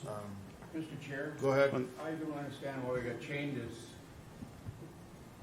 this Well- far down the road. Why wasn't it all done? You're trying to explain it, but why wasn't it all done in the original plan? I guess some of the reasons were, the big part of it was the roundabout was done, the federal money came in after the initial project. The changes for the curbing and stuff, the B curb was already designed in the project, in the plan already, before the changes for that was made. That was the bulk of that. Yeah, well, right there, why wasn't that done right the first time? Well, that goes back and forth. The B curb is not an incorrect design. There's, a B curb you can use the S curb, which we switched to now. Well, why wouldn't you request that in the beginning? We So just, don't have a change. because we anticipated the B curb being adequate for everything. For clarification here, now I want to, we did talk about this, but maybe in a different context, because Hutchison, as engineer, was here, because the part that's going down, I'll call it Jefferson, whatever it is, they were going to leave their curb the same, if I recall right, or is that related to this question or not? Because they weren't going to change. He entertained the other three turns, but not the one going to Jefferson. They wanted to hold their curbing straight. All of the medians in the middle and the splitters were all switched out to S curb, I believe, right? The middle, right? Yeah. Mm-hmm. Yep. So this isn't connected to the street, because he asked to stay, his curbs stay the same. I distinctly remember that. Yeah, farther north that's back to the North, standard right. B curb. Yeah. Mr. Chair. Go ahead. It's always hard to get a $37,000 bill, right, as you're going down that. But with the federal funding for the future, can we predict that and budget for that piece a little bit more? I mean, just so we're learning from it. I get the federal funding didn't come through in the beginning, right? We didn't have it yet. Right. But we were after it, and we were lucky enough to get it. What'd you say it was 500,000 or something like that? Correct. So I guess in the future, are we able to think through that? Is that something that a firm like yours or others, right, could help us plan for, to say, hey, if this does come in, this is going to be a part of it, so we're, these surprises don't come through. Well, I would add to that I don't want to spend the $1,600 up front if we don't need that report. Neither do I. But I'm saying if it's a potential that we're going to have to, at least in the beginning, we're thinking that way. So like today, we're not answering these questions in this, so we can predict it, or at least somewhat plan for it in the future. We could have performed the ice up front, but it would have been either $6,800 more on the front end of the thing or $6,800 now. I guess that's right. But we would have known about it. It just feels like we didn't know about it, and that's something in the future. If we're at least aware of that potential, I think this is a little easier to swallow. Yeah. And I'll add back to Commissioner Luthen's. I mean, these projects are multi-million-dollar projects. I mean, there's changes in scope that come up a lot. I mean, you can't foresee a project of this magnitude, you pick a county or pick a MnDOT project, there are changes in scope all the time, and right or wrong, I mean, they happen. I mean, I'm not sure what else to say to that. Well, it's unfortunate that I mean, the Braun Intertech report didn't get us what we needed, right? That was probably something that we wouldn't have predicted, and we thought we were there. So. Well, there again, cutting we- through the you know- chase, the alternative, we either do it, if we Well, don't. we don't do wanna it, stop the project. I mean, I don't wanna. Yeah. They're legitimate changes. I notes. don't think we're getting fleeced, is whatever, there's always a concern when you come back for more money from original scope. Are we taking the cleaners and everything? I mean, these are all legitimate expenses and additions we had to have. Mr. Chair, I'll move to approve the change order. Motion made by Commissioner Nagel to approve the change order. Is there a second? Second, Mr. Chair. Seconded by Commissioner Schmalz. Any more discussion? Mr. Chair. Go ahead. I think I remember when Stonebrook was here. I can't remember if it was a workshop or if it was a board meeting, but they presented a design to us, and that's when we started, after having the experience on Morningside, that's when we started questioning the design. So design work was done. We asked them to look at mountable curb design, and they indicated that they weren't willing to do that, knowing how far along they were with the original design. So it did. I think their indication was that it would come at a cost. So I just wanted to put that out there. That's a timing thing. I think they started work on this prior to the Morningside events that we had to deal with last year. Correct. And John is very correct in his statement as saying these are multi-million-dollar projects. We're experiencing that on County Road 1 every day. And you have to be ready. You have to be willing to vary from a plan. All intentions are good, but you also have to be out there when the work is being done and be ready to modify. So I'll vote for the motion as stated. Just to be clear, now this $37,000 to 36 is just to do the planning. This is nothing to do with costs on the actual project. Correct. This is just the design right now. Just Yes. to be clear. Yeah. Because will this affect any future costs? It shouldn't. It should be that should go into the. Well, this should mitigate risks during construction because we've addressed more stuff up front. But Any more discussion? You are going to have additional costs because of that drainage system, but it's better to know about it now and plan for it than to deal with it in the middle of the project when you have to deal with it there at a greater cost. I agree. My main point was that I just wanted to be clear that if we deal with it again, that we don't have a misconception that was done. It's two separate things, is what I'm. Mr. Chair? Go ahead. Is the city involved at all in this?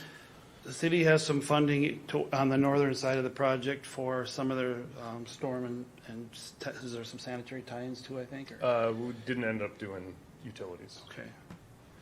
Yeah, and again, the goal with our portion of it tying into the city is we're working with the city engineer for a future turnback of that last stub. You know, 20-some years ago, we turned back the first phase of Jefferson farther north back in 2003.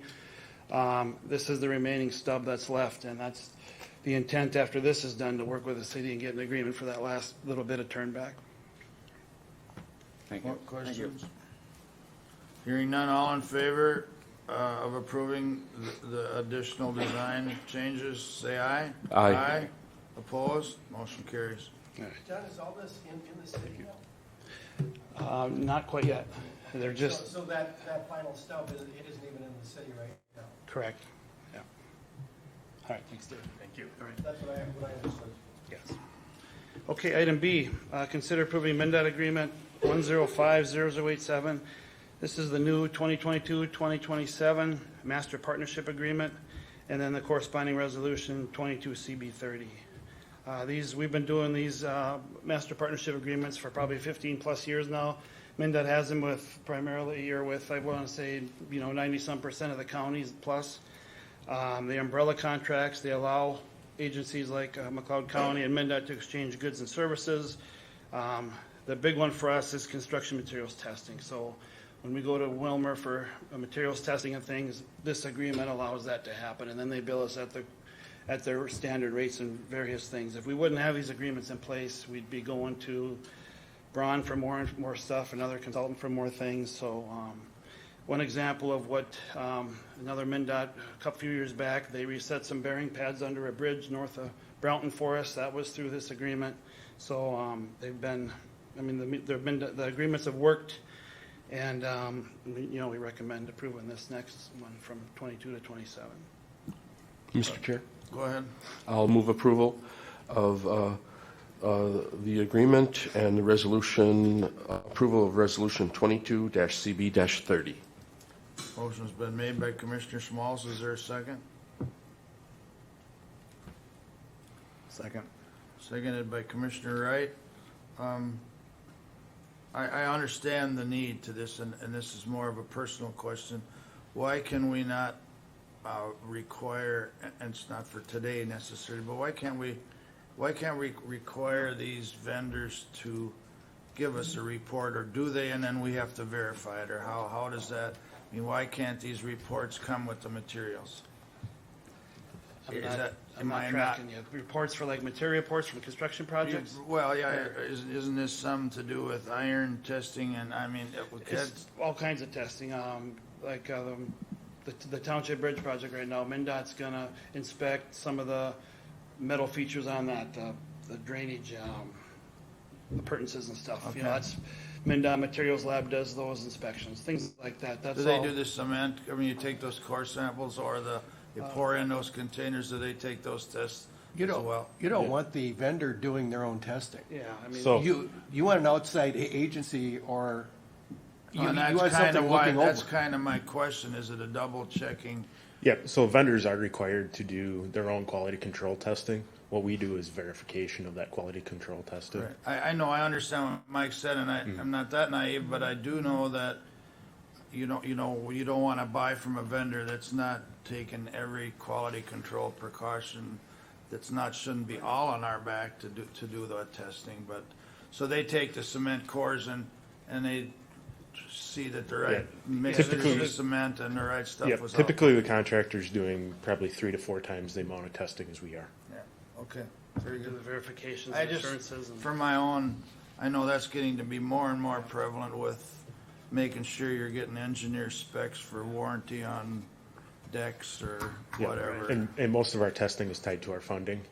So in order to use our state aid funding, we have to follow the MnDOT, it's called Schedule of Materials Control, which is the testing schedule.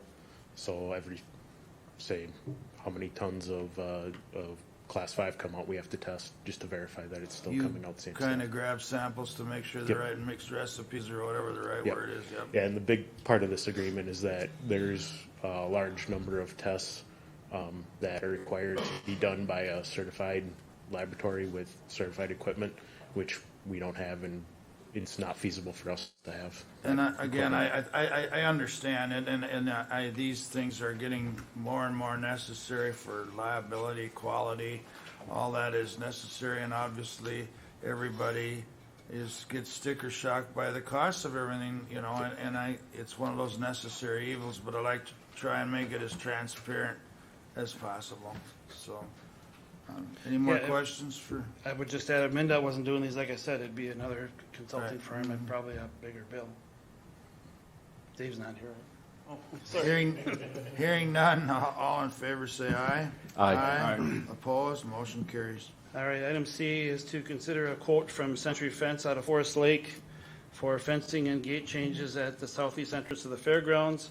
The quote from Century Fence is $11,050, and that is coming out of the fairgrounds budget. We did have a quote from Midwest Fence out of St. Paul for roughly $16,000. That's also in the packet, so we recommend going with Century Fence Company. That's for a sliding gate, and then the fencing changes that we've discussed in the past at Fair Commission has addressed it. Ag Association has seen this, new diagram of what we're looking at in place to get in place before the 2022 fair.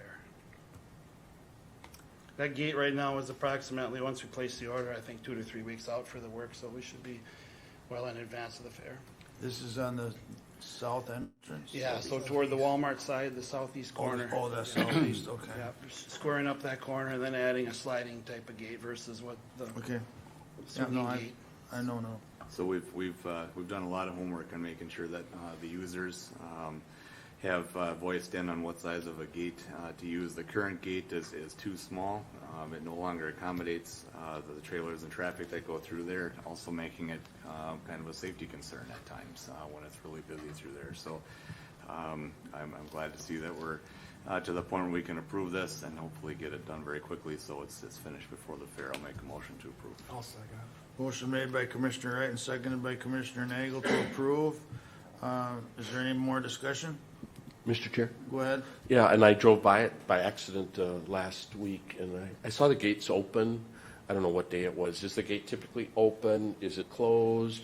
I would say open more than not, probably. Is it closed at night? Is it? This will help them have a gate that's easier to open and close. Is that fair to say? I think Yeah, it's down the road, I think we it's want just to have certain times only, certain events only, then we'll open it, otherwise kind of point them to the main. kind of a high maintenance piece of right now. Okay, good, thank you. Any other discussion?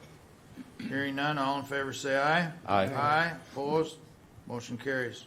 Item D is to consider two proposed changes from Ebert Construction. They're the contractor that is doing the slats cold storage building. A couple of changes are, the first change is to add 12 bollards around the doors and building corners. The cost for everything for the bollards is $8,743.90. Second change to consider is switching out the end door to an overhead door. Currently, that's a sliding door. Overhead door upgraded price would be $6,084. Some couple rationales for the overhead door to consider. Those are more rodent proof down the road. I mean, they're less susceptible to the wind, I think, and easier to operate in the winter.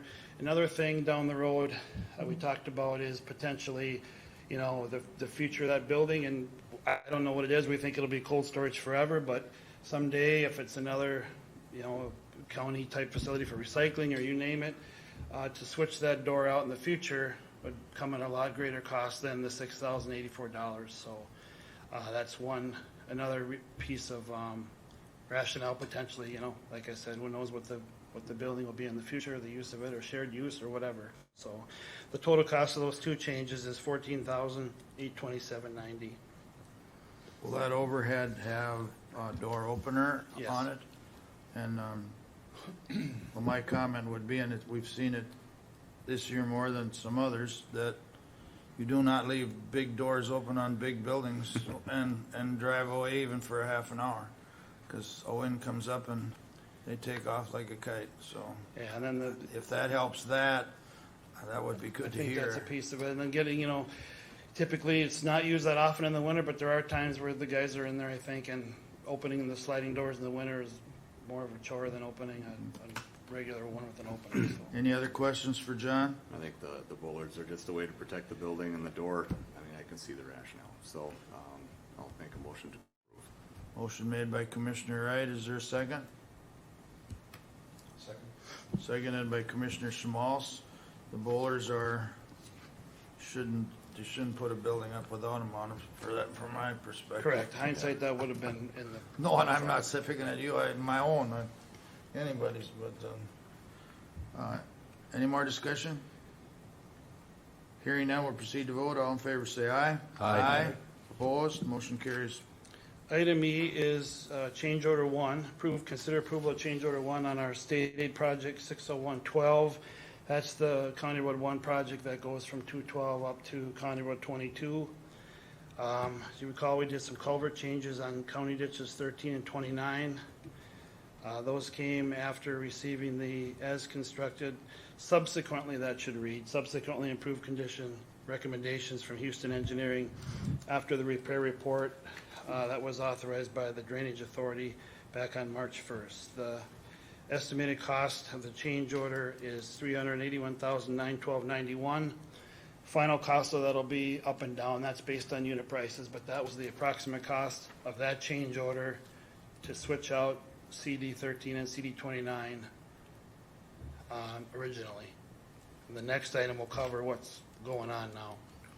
Okay, I'm gonna just go through this to make sure there's some misunderstandings about this.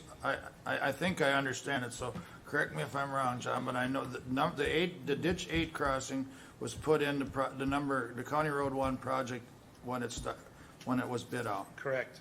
And these other two changes were not in there because we didn't know for sure which ones had to be changed, and we did not have the as-built. Correct. So this request is just to put those culverts in at as-built, or the way they're supposed to be. At the recommended. From the report on March as-built, 1st. Right, correct. I mean, so there was they weren't admitted, we didn't have the information to put them in when the road letting was put out. Correct. I If kind of you remember recall, the that. project was bid in December of 2021, and these. Right, I just results want to are make after sure that. everybody knows because I know they weren't ready, and we weren't even sure that they had to be done, if memory serves me right. Right. That we didn't have the engineering done, so I just want to be clear on that. That's true, and the perception people see is changes like we omitted some or missed something up front. These were after the fact changes that were. Any other questions for John? Otherwise, I'll make the motion. I do understand this, and I'll make the motion to approve these changes. Second. Motion made by Commissioner Kruger, seconded by Commissioner Schmalz. Is there any more discussion? Hearing none, we'll proceed to vote. All in favor, say aye. Aye. Opposed? Motion carries. Now, item F is to consider directing Public Works to make culvert changes to CD 13 and 29 on the same project, SAP 43-601-12. Funding, we're planning right now from our construction budget, unless you guys have other thoughts, but we'd like direction to have you authorize this to reset the north line of the arch pipe on CD 13. You recall there's two lines of arch there. This direction would be to lower the north line of that arch to that same as constructed, subsequently improved condition elevation. And then we would use the original 60-inch polypropylene culvert that was planned to be used at CD 13 as part of that change order 1 down at CD 29. And then the second portion of that would be to salvage the 36-inch culvert that's currently in place at CD 29 and install that 60-inch culvert, like I mentioned, from CD 13. Those are changes that we, after hearing some feedback from a few of the board members and some of the residents, that's the direction we went. The contractor was in there. We had to get going right away. Today they're moving from CD 13 down to CD 29 to start that work, and those are going to be at negotiated prices to be determined. Estimated cost for the change to change that 36-inch to a 60-inch is probably $120,000 plus or minus. And then the changes that we did at the current culvert to just lower it is probably $50,000 plus or minus. So, but we need that direction, I think, from the board so we can switch those culverts. I'd like direction to do that. If they put not to exceed of 200,000, is that in the range?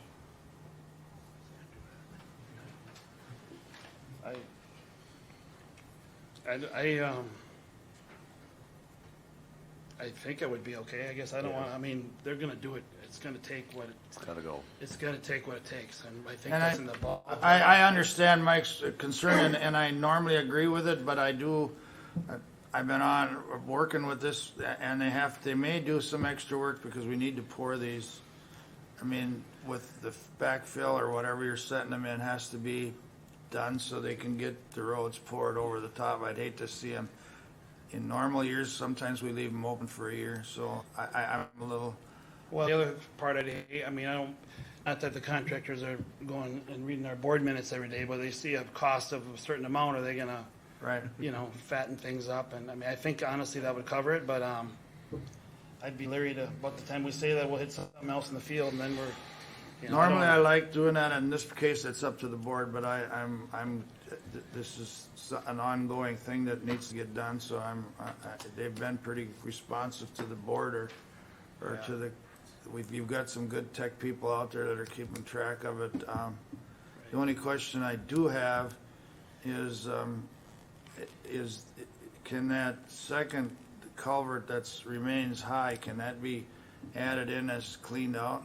That's part of the project. That is part They of have it? to- Oh, so they have they'll to clean they'll that be somehow, clear, right? okay.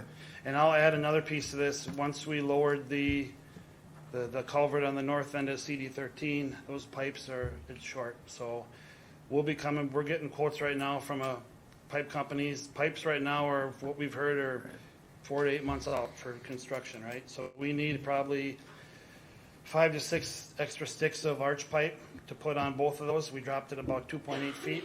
So looking at the slopes out there, some of you have been out there, those have to get extended, and I think that'll be extended. We'll have a separate contract from another local, whoever, But that at a won't later slow, date. that won't slow down. No, it won't project. slow the That's- paving. that- We're fortunate right now that, like I said, they are gonna mold from the current culvert on CD 13 down to CD 29. That'll be done ahead of the concrete paving, which is coming from the south right now. Any Mr. more Chair? questions? Go ahead. Yep, and to keep it out of the original contract is a benefit to us because it's not then run through as a change order. It'll be dealt with, as a separate contract with hopefully a local contractor. Lower than prevailing wages, yeah, correct. Yep. Mr. Chair, Go ahead. are we gonna do anything with ditch 8, extending that one too? I think ditch 8's gonna shape up, the slopes will fit a lot nicer than what they are up on the north end. CD 29 has plenty of pipe out there to get the slopes we want. CD 13, like I mentioned, we have to extend that one. JD8, I mean, could it be extended a little bit? I think so, but I do think the ditches, we can make them work with what's there, I think. All right. And we can talk about that as a policy. What doesn't affect, right now, my biggest concern is, getting the culvert set at the proper elevations and keeping the road project, because there is some, if we start messing with slowing the contractors down, we could get ourselves in a added cost besides not getting the job done. Everything's money today, so it's good and bad, but it's the way it is, but. Well, and we're on top of it right now, right? Right. They're there, so. Any other questions? Yep. Go ahead. There are county roads where they had culverts going through them. Over time, you got that indention. So what's gonna happen here on these 3 culverts that we just got in? And if we do have problems down the road, what happens? Is it back on us, or do we have something on the contractor? Well, we're testing as far, you're talking if we get a Yep. sag down the road and everything. Well, we're putting extra steel over the culverts. We always do that with concrete. If it settles, I mean, once the contractor, we're doing density testing out there, so they're doing deflection testing, loaded truck testing. Yep. If that all passes and meets, then there's no recourse on the contractor. They fulfilled that end of it, unless we point to something else that where we can point to that went back on them, which, we're testing everything out there. We're putting granular back. Typically, we put a lot of the virgin clay back from the project. Hopefully, the granular material won't compact as much. It won't have frost susceptibility to make bumps and sags. Right. Yeah. From what I've looked into it, thank you, John, and it's the same. They're doing some changes in what they normally fill back. I mean, it's like laying a tank, kind of, Typically, you it put wouldn't be sand all in. granite. It should, in my limited experience, it should be good, and I'd like to, personally, it's in my district, I'd like to see that road open without leaving. That's just added cost if you gotta come back and do it. So I think you're moving, you got a good guy out there, I'm gonna say that again, he's watching, and it's all documented, so I'm. You're some talking of the about other- our county guy. Right, yeah. And some of these other questions, that's nothing that has to be decided today. It can be talked about later, but the cleaning of those 2 were my main concern, and then using the right fill so we can get the thing done. So are they out there pouring this? Were they gonna start out on the south side this morning, or no? Concrete, first pour was yesterday from Yesterday. Sibley North, how many feet? 3,000 maybe? 3,000 feet, yeah. Okay, cool. Anyway, I won't get into that. Any more questions for John? Thank you, John. We do have a motion on the floor, correct? I don't think we do. Well, I'll make that motion. And you made it? I did. And I'll second it. Motion made by Commissioner Kruger and seconded by Commissioner Schmalz to do the additions to the culverts repair on County Road 1. Any more discussion? Hearing none, we'll proceed to vote. All in favor say aye. Aye. Opposed? Motion carries. Just one last FYI, as I sent out a note yesterday to the newspapers, structural specialties will be starting on that bridge in Tacoma Township on 200th Street on Monday. So that road will close Monday and be closed pretty much the rest of the summer until that bridge is done. Thank you. Thank you.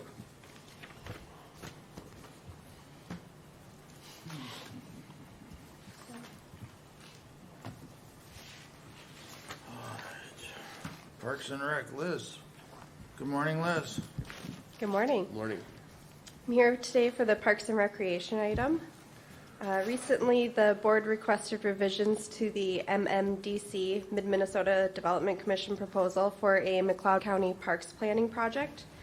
So the initial proposal was approximately $23,800, and the county board asked for us to explore options for an amended plan with removal of services that could be performed internally by county staff. So for consideration before you today is a proposal from MMDC for the McLeod County Parks Planning Project at a cost not to exceed $17,070 with funds from the countywide budget 01-003. In the proposal, county staff and MMDC staff would work collaboratively to conduct the park study and draft a parks plan. As noted earlier, MMDC similarly worked with Candy, Ojai County to prepare its parks plan in 2019.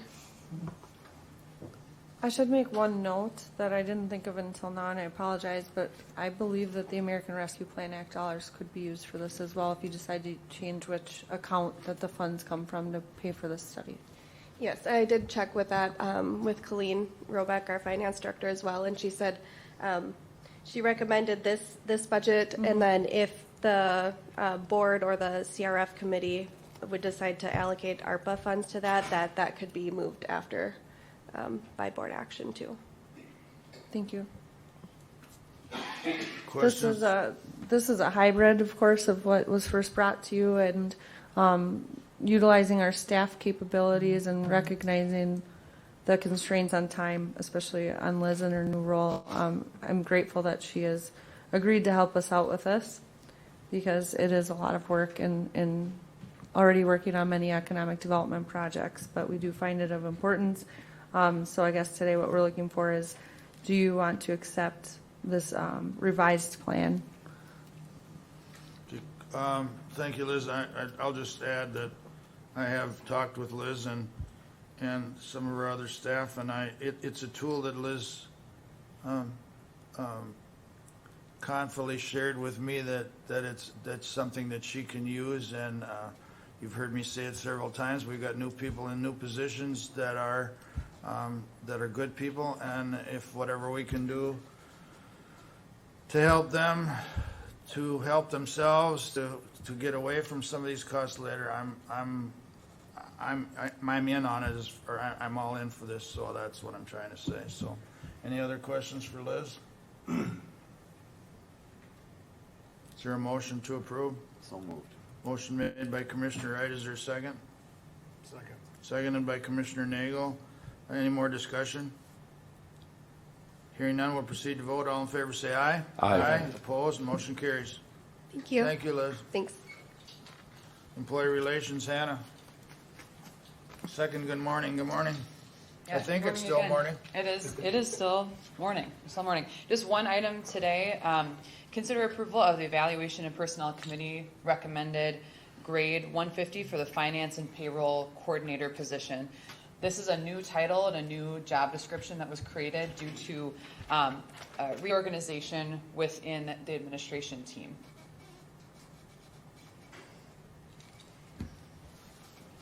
Questions for Hannah? I just want to add a note that it's not just reorganization, but it's actually the combination of essentially two roles. So this, it may reflect as a cost increase, but it's actually a cost savings, and that this grade is much more fit for the duties of that role. we've taken the payroll process down from happening every 2 weeks being a full-time position to happening in a matter of days and having that person still available to perform financial duties. So we're quite proud of that. This is just one piece of the reorganization of mapping out those roles. However, that person's already doing that work. So this change would need to occur now to be fair in the work that they're performing. Thank you. Thanks, Jill. I'll move to approve. Motion made by Commissioner Nagel to approve. Is there a second? Second. Seconded by Commissioner Luthens. Any more discussion? Hearing none, we'll proceed to vote. All in favor say aye. Aye. Opposed? Motion carries. Thank you. Thank you, Hannah. Review of Commissioner calendars. Do you have anything before we start? No, I do not, Mr. Chair. Okay, go ahead, Darrell. Kind of a short week. On the 24th, I was doing some evaluations of the county ditches at County Road 8 and 9. That was in Sibley County. 25th was Planning Advisory Committee. And 26, ditches 8, 13, and 29. 27th, same thing, 8, 13, and 29. And also on Saturday, ditches 13 and 29. June 2nd, Trailblazer meeting in the morning, then there was a Prime West Zoom meeting in the afternoon. And on the 3rd, ditch 13, installing the used culvert back in. Thank you. Mr. Wright.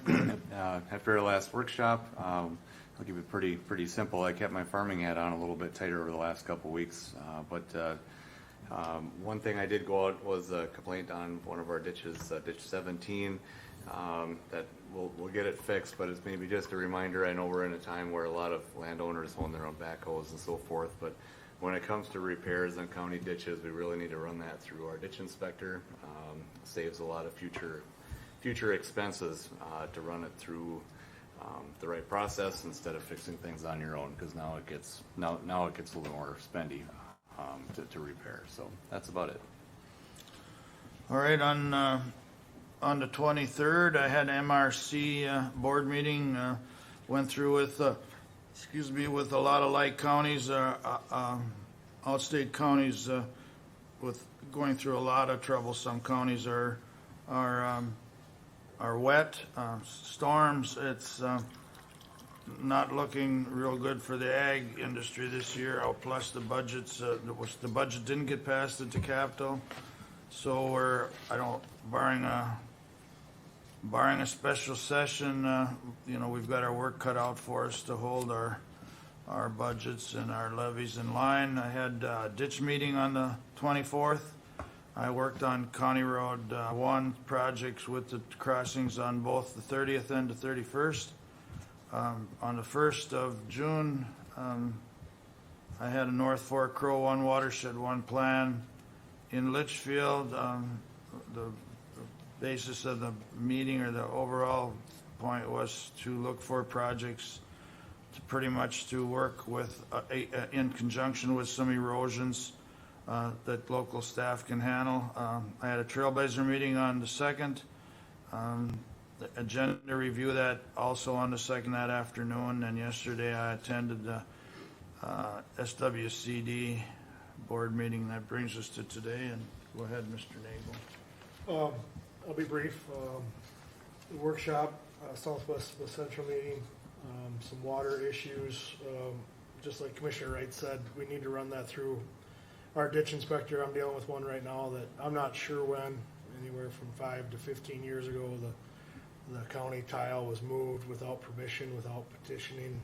So now we're fighting it and trying to figure out who did it, or of course, if you ask anybody, nobody did it, but and where we go from there, and how we still get it fixed so we don't affect landowners in an adverse way. Other than that, I had a son who graduated, and to him and to all the seniors, congratulations. And hopefully that it goes well for all of them so they can be sitting in these chairs someday. So thank you. Thank you, Commissioner, and I too will congratulate the seniors of McLeod County and wish them the very best, as their journey progresses forward. After our workshop on the 17th, it brought me into the following week, the 24th of May, as Commissioner Kruger stated, participated in a joint ditch that we share with Carver. It's a JD4. It's a Carver McLeod Wright ditch system. They're going through some processes on that ditch, and luckily we were able to participate by Zoom that morning. And then Thursday the 26th, I'm assigned to the UCAP as a committee assignment, and we held in-person a meeting. I think this was the second opportunity we had for an in-person meeting, and it was in Marshall. So I did get some windshield time. We saw the new facilities that they have. Office facility is quite impressive. It actually was I think it was formerly a church, which they converted into an office facility. And then right next to their office facility is a new Head Start facility that they run in Marshall. After our meeting was over, we had an opportunity to tour the other facilities, which includes their transportation system. They do it a little differently. Yes, impressive. We look at trying to have heated garages for 3 or 4 trucks. We looked at a facility that, and maybe Trailblazer can equal this, but we looked at a facility where they're housing 12 transportation buses just at the Marshall location alone, with an additional capacity for 4 more in a different building. So I was impressed. I was happy, to at least get in-person feel. Their plan moving forward is to hold their meetings at their other sites that are run. I think the next meeting is scheduled in Jackson, Minnesota. And then after that, I think they're inviting us to Wilmer and Cosmos, all separate facilities. So not that I like the windshield time, but it's good to get some eyes on what's out there. The following week, I really didn't have any organized meetings that I attended, but I did field a few calls concerning our County Road 1 project, and also did a site visit there, to try and understand, what needs to be done out there and the changes that we have, taken, that we've moved on today, pertaining to the ditches and the culverts. And, it's a timing thing. I mean, when we look at what we're doing out there, it's a timing with, the ASICs. It's a timing of not having a hearing in place, ahead of construction. But we're trying to do the right thing. All of us are trying to do the right thing when we're out there. So I just wanted to reference that to the public, that that's why we have to be, that's why we have change orders. That's why we have to be out there and be ready to make changes as these projects progress. So thank you, Mr. Chair. That's my report. Thank you, Commissioner Smalls. Is Cosmos Head Start still open through UCAP? Do you happen to know? I believe so, yes. Okay. It's going to be one of our destinations, the way I heard, in a few months from now. Mike, do you have anything? Okay, Sheila. Tomorrow morning is the AMC District 7 spring meeting in Seward County. If anyone is interested in attending that, it's at the Justice Center in the Center. Item A, consider reappointing Mark Tuletsky as the McLeod County Environmental Services Director, including the duties as Planning Director and Supervisor of Zoning Administrator. Supervision of Zoning Administrator, effective June 19, 2022 to June 18, 2026. According to Minnesota Statute 394.29, the board may appoint a planning director to carry out the duties of Minnesota Statute sections 394.21 to 394.37, and the McLeod County Zoning Ordinance section 22, subdivision 1, discusses a 4-year appointment for our zoning administrator. Board members? Move to approve. Motion made by Commissioner Nagel and seconded by Commissioner Luthens to extend or add the 4-year contract. Any discussion? Hearing none, we'll proceed to vote. All in favor say aye. Aye. Opposed? Motion carries. Congratulations, Mark. Is he still here? They are in the room. They're just on the other side because we had a pretty full crowd on this side this morning. So if you are on camera, you wouldn't see that. Item B, consider adopting Resolution 22-CB-27, appointment of Ryan Freitag, McLeod County Soil and Water Conservation District Director as McLeod County Drainage Inspector. Well, if he made the phone call I asked him to earlier, I'll move to approve. Did you make it, Ryan? Motion made by Commissioner Nagel. Is there a second? Second. Seconded by Commissioner Wright. Any discussion? Could we have a speech? Hearing none. I'm sorry, I don't know. I don't have it in front of me. I believe it's 1 year, right? And we're moving to doing resolutions for the appointments. So that's why it's on here today. And I was not sure. I thought it was a 1-year appointment. Any more discussion? Hearing none, all in favor say aye. Aye. Opposed? Congratulations, Ryan. You're appointed. Item C, consider adopting Resolution 22-CB-28. Again, appointment of Ryan Freitag, McLeod County Soil and Water Conservation District Director as the McLeod County Agricultural Inspector, and Adam Lasky, McLeod County SWCD Ditch and Drainage Inspector as McLeod County Assistant Agricultural Inspector. Mr. Chair, Go ahead. I'll be happy to move Resolution 22-CB-28, appointment of Ryan and Adam as stated. Second. Motion made by Commissioner Small, seconded by Commissioner Luthens to approve 22CB28, the reappointment of Ryan Freitag as Ag Conservation District Supervisor. Any more discussion? Hearing none, we'll proceed to vote. All in favor say aye. Aye. Opposed? Motion carries. Congratulations again, Ryan. Thank you. Item D, consider adopting Resolution 22-CB-29, additional citizen committee appointments. Motion made by Commissioner Nagel to approve. Is there a second? Second. Seconded by Commissioner Wright. Any discussion? Hearing none, we'll proceed to vote. All in favor say aye. Aye. Opposed? Motion carries. Go ahead, Thank you. Jen. Could explain that one Item- a little bit, yeah. Thank you. Item E, Chandler Avenue North property, termination of pending property sale. The Overland Group, we accepted their purchase offer, I believe it was last October, with a 6-month period or longer. What the Overland Group does is they work with retailers to purchase properties. They're seen as fit, and then they work with them to build on there. Some of the City of Glencoe representations in the room, we knew that they had planned to build a Dollar General there. And at the end of the day, or really at the complete end, they decided that they don't want to build the Dollar General on this side of town, and that they're seeking elsewhere in the city. So they removed their offer, which includes a refund of funds, which confirms Commissioner Kruger's concern that we did not ask for enough earnest money, if you want to look at it that way. We do have to give them their $900 back, and we're able to keep $100. However, the next thing that I would talk about is item F, and that's the updated market analysis and marketing plan for the property. We do need to approve the cancellation. It is within the contract boundaries. However, I don't have all bad news today, so ask for your approval of that. You don't have what today, all avenues? This is the I don't have all approval- bad news today. This is the approval of the cancellation. Approval of the termination of contracts is what this item E is asking for. We don't need an improvement to the update of analysis? No, that's item F, I think.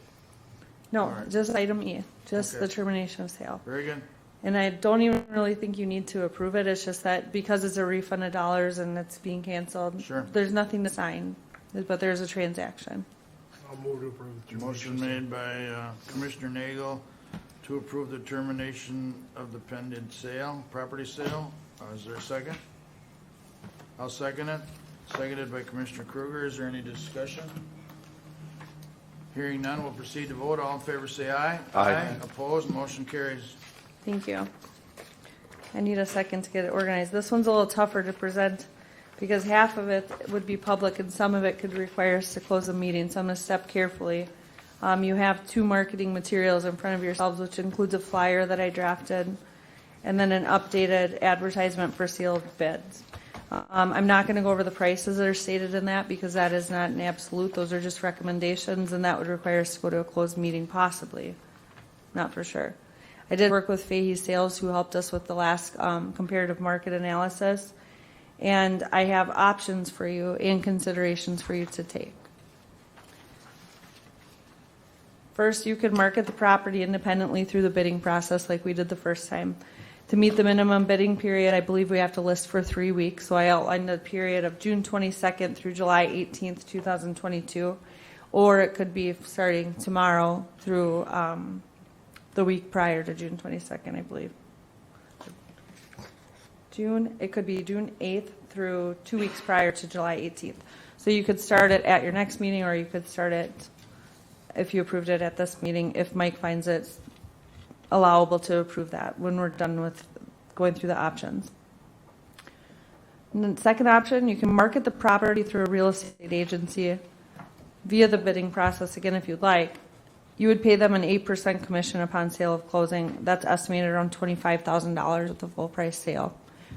What that would mainly get you, because you wouldn't be showing that property, is exposure online, which we didn't find to be an issue before. And we can go over that in more detail.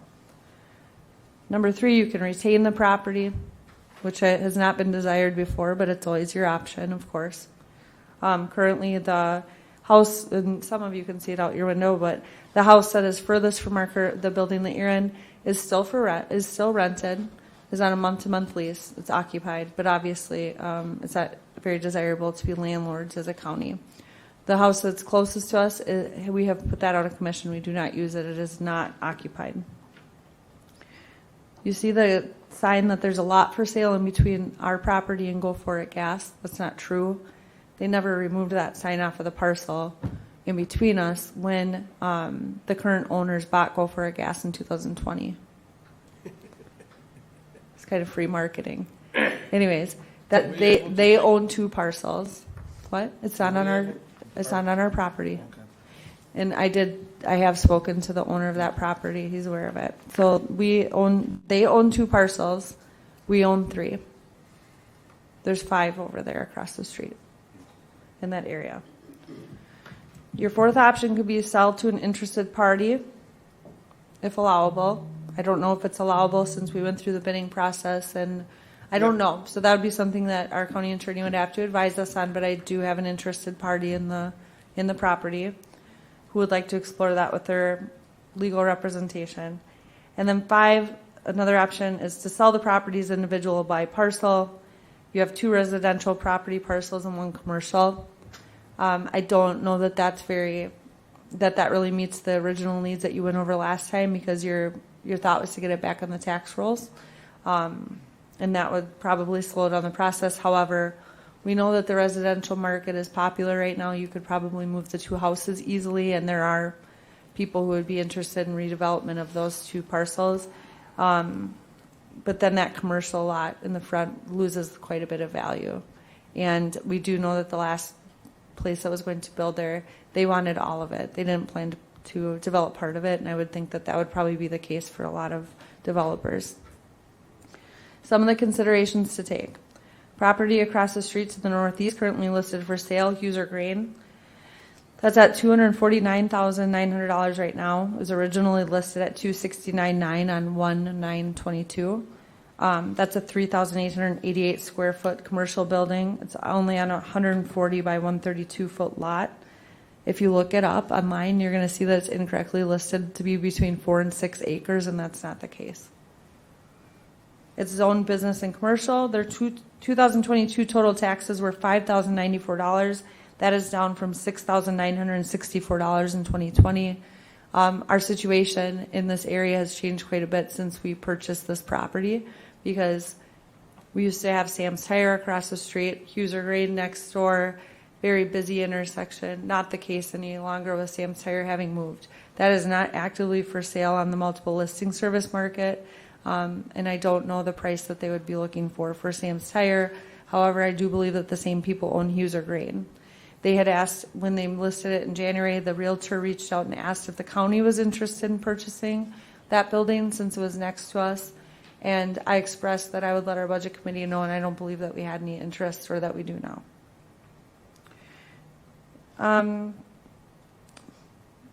The previous competitive market analysis provided by Edina Realty is essentially unchanged. The recommendation is for us to proceed with our previous listing value and to list it with an MLS realtor for more exposure. Of course, they are realtors and have done a good job of helping us out with other properties in the past. That is where it would cost us around $25,000 at 8% at full listing price of the previous value. So in open, that is all that I would have to go over. If you would like for me to make a listing price recommendation, we would need to close the meeting for a few minutes. Well, you wouldn't have to. If you're happy with what's on the flyer, then you can pass that as a resolution. Chance at direct negotiation is not available right now. Okay. So that option is off the table. You have to go through the competitive bidding process, and that buyer could put in a bid, and I think the dates that you have here make good sense, and I think that the minimum bid makes good sense. So if you're happy with that, you are free to pass a resolution that approves that. If you're not happy with that, then we can go into a closed meeting to discuss what the price is. I would So the process has to be open. The actual dollar amount can be closed. On the advertisement for sealed bids adjustment, you'll see that I changed the recommended earnest down payment to at least $10,000. You can adjust that to whatever you would care for. I would also say that the dates that you see here, I would be comfortable leaving it out to July 18th if needed, but I would like to move the starting date to tomorrow. That's fine. Yeah, you can move the starting date up. Just has to be published. I think it's three times. Well, not till tomorrow, but to when it can be published. Right. I'm sorry. Thank you. And Mike, just help me here a second. We can, if we're happy with this, anything that comes up gets brought back to the board anyway, as far as. It does. Okay, so I personally, just for the rest of the boards, and I'm happy with this, and I'd just like to keep the exposure out there that the property is there and for sale. That's would be my main objective. So I'm happy with everything I see here. So let's stop now. Let's say if anybody feels that there's a need to go into a closed session, then make a motion now. Otherwise, we're going to make this public. Okay. So then there's no concern, then the listing price, again, would go to the minimum bid of $310,000 being recommended with a minimum minimum earnest payment of $10,000 upon acceptance of a bid. And then also that we would do the bid opening on July 19th. All bids would be due on July 18th. The advertisement for sealed bids would go into the newspaper with the starting date adjusted to meet the next available publishing date. It would include all three of the PID, the public or the property IDs that are in this listing and were in the listing before. And not that my opinion matters too much, but I believe that we will not have a problem with interest in the property moving forward. So bids would open June 19th, right? No. No. July 19th. July We have to have at least 3 weeks. We would just be starting it sooner, so we have a bigger window. So when would they open? July 19th. Oh, you mean when would the ability to make a bid open? Yes. Okay, that would be as soon as it get published. The next published date. And you would open, they would be due no later than July 18th. You would then open the bids that you receive on July 19th. Thank you. just one more clarification from me. If for some reason we don't get any bids, can we extend this at the end of that time? Or If you don't get any bids, then you can go in and keep it open on the open market for a 6 or 8 month period. Okay, of time. that makes sense to me, at least to our next step. So noting that the property would be sold as is for anyone who's watching and interested, and that if you're looking for advertisement for sealed bid information right away, you can see what we posted last time with the adjusted changes we talked about. Otherwise, everything will be listed online as soon as possible. Would somebody entertain a motion to go through this? If we could call this a resolution instead, it Resolution. would save me headaches. Yep, no, I'm fine. Just because of the fact that the title standards book talks about resolutions. Can we get a number?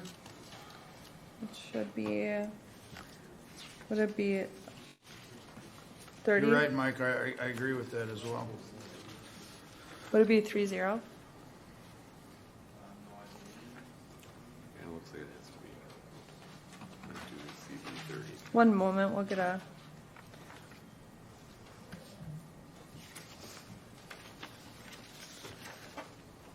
I'm going to read the notification. Is that okay? All right. Item G, notification that at 8 a.m. Monday, June 6, 2022, Deb Jensen was officially appointed McLeod County Recorder. Myself, I swore Jensen in, and Chief Deputy Auditor Treasurer Janet Betzinger was present as notary. Jensen will complete former Recorder Lynette Schrubb's current term through December 31, 2022, and then seek a 4-year reappointment as an appointed position in the county. And then did you have a number, Stefan? 32, 22-CB-32? Thank you.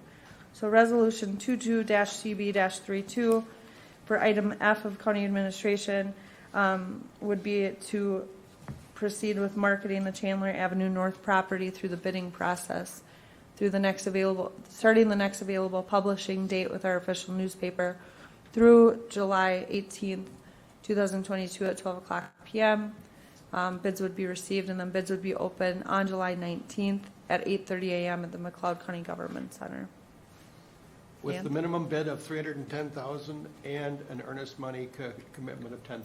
Of at least 10,000. So moved. Motion made by Commissioner Nagel to approve Resolution 22CB32. Is there a second? Second. Seconded by Commissioner Luthens. Any discussion? Hearing none. All in favor say aye. Aye. Aye. Opposed? Motion carries. Thank you. Item H, notification of Mid-Minnesota Development Commission public hearing at 5 o'clock p.m. Wednesday, June 22nd on the Midwest Technology Campus, Commons Conference Room at 1707 Technology Drive, Northeast Wilmer, Minnesota. The purpose of the hearing is to officially adopt the fiscal year 2023 budget and to consider levying an ad valorem tax which would affect McLeod County taxpayers. Item I, notification. Sheila, can I just speak for a second? On H, I just want to try to ask people that are interested in this. I'm glad Connie put this on or requested that you put it on. Is because Minnesota does levy, and it's an unutilized. In my opinion, we don't utilize it a lot on this end of the county. So I wish anybody that's interested in this, and rather than complain, go to the meeting and see what all gets done there, and go from there. That's just my comment. Thank you, Sheila. Item I, notification that there is no board workshop following the board meeting on Tuesday, June 21st, 2022. The next board workshop is following the board meeting on Tuesday, July 5 at the McLeod County Government Center, 520 Chandler Avenue North, Glencoe, Minnesota. However, if allowed, I would want to add to this that if we have an item that arises that we need to add a workshop, are we able to, because it would be before that meeting? Or does this say that we can't then? So the board, okay, so. Well, if you want to set a board workshop, like at 8:30 on that date, or 8 o'clock on that date, you are free to do that now. I'm sorry, this is the night meeting, correct? And that's why we don't have one after. So we would only, so maybe we should slot for one beforehand in case you guys have something at 4 p.m. on Tuesday, June 21st, 2022. Sure. We've done that in the past and it worked all right. And if you don't need it, then you don't need it, but. So our notification changed. There may be a board workshop prior to the board meeting on Tuesday, June 21st, 2022 at 4 o'clock p.m. here at the McLeod County Government Center, 520 Chandler Avenue North, Glencoe, Minnesota. However, if that is canceled, you will not see a board workshop agenda on our county website, and you may contact us with any questions. That's all I have. Anything else that needs to come before the county board for the good of the county? Hearing nothing, open forum. Anybody wish to address the board? Press relations, I see no press. Our next county board meeting will be at 4:30 p.m. Tuesday, June 21st, 2020 at the McLeod County Government Center, 520 Chandler Avenue North, right here in Glencoe. And again, it's 4:30 p.m. I'll take a motion to recess. Move recess. Motion made by Commissioner Small, seconded by Commissioner Luzens to recess. We are recessed. Mr. Chair.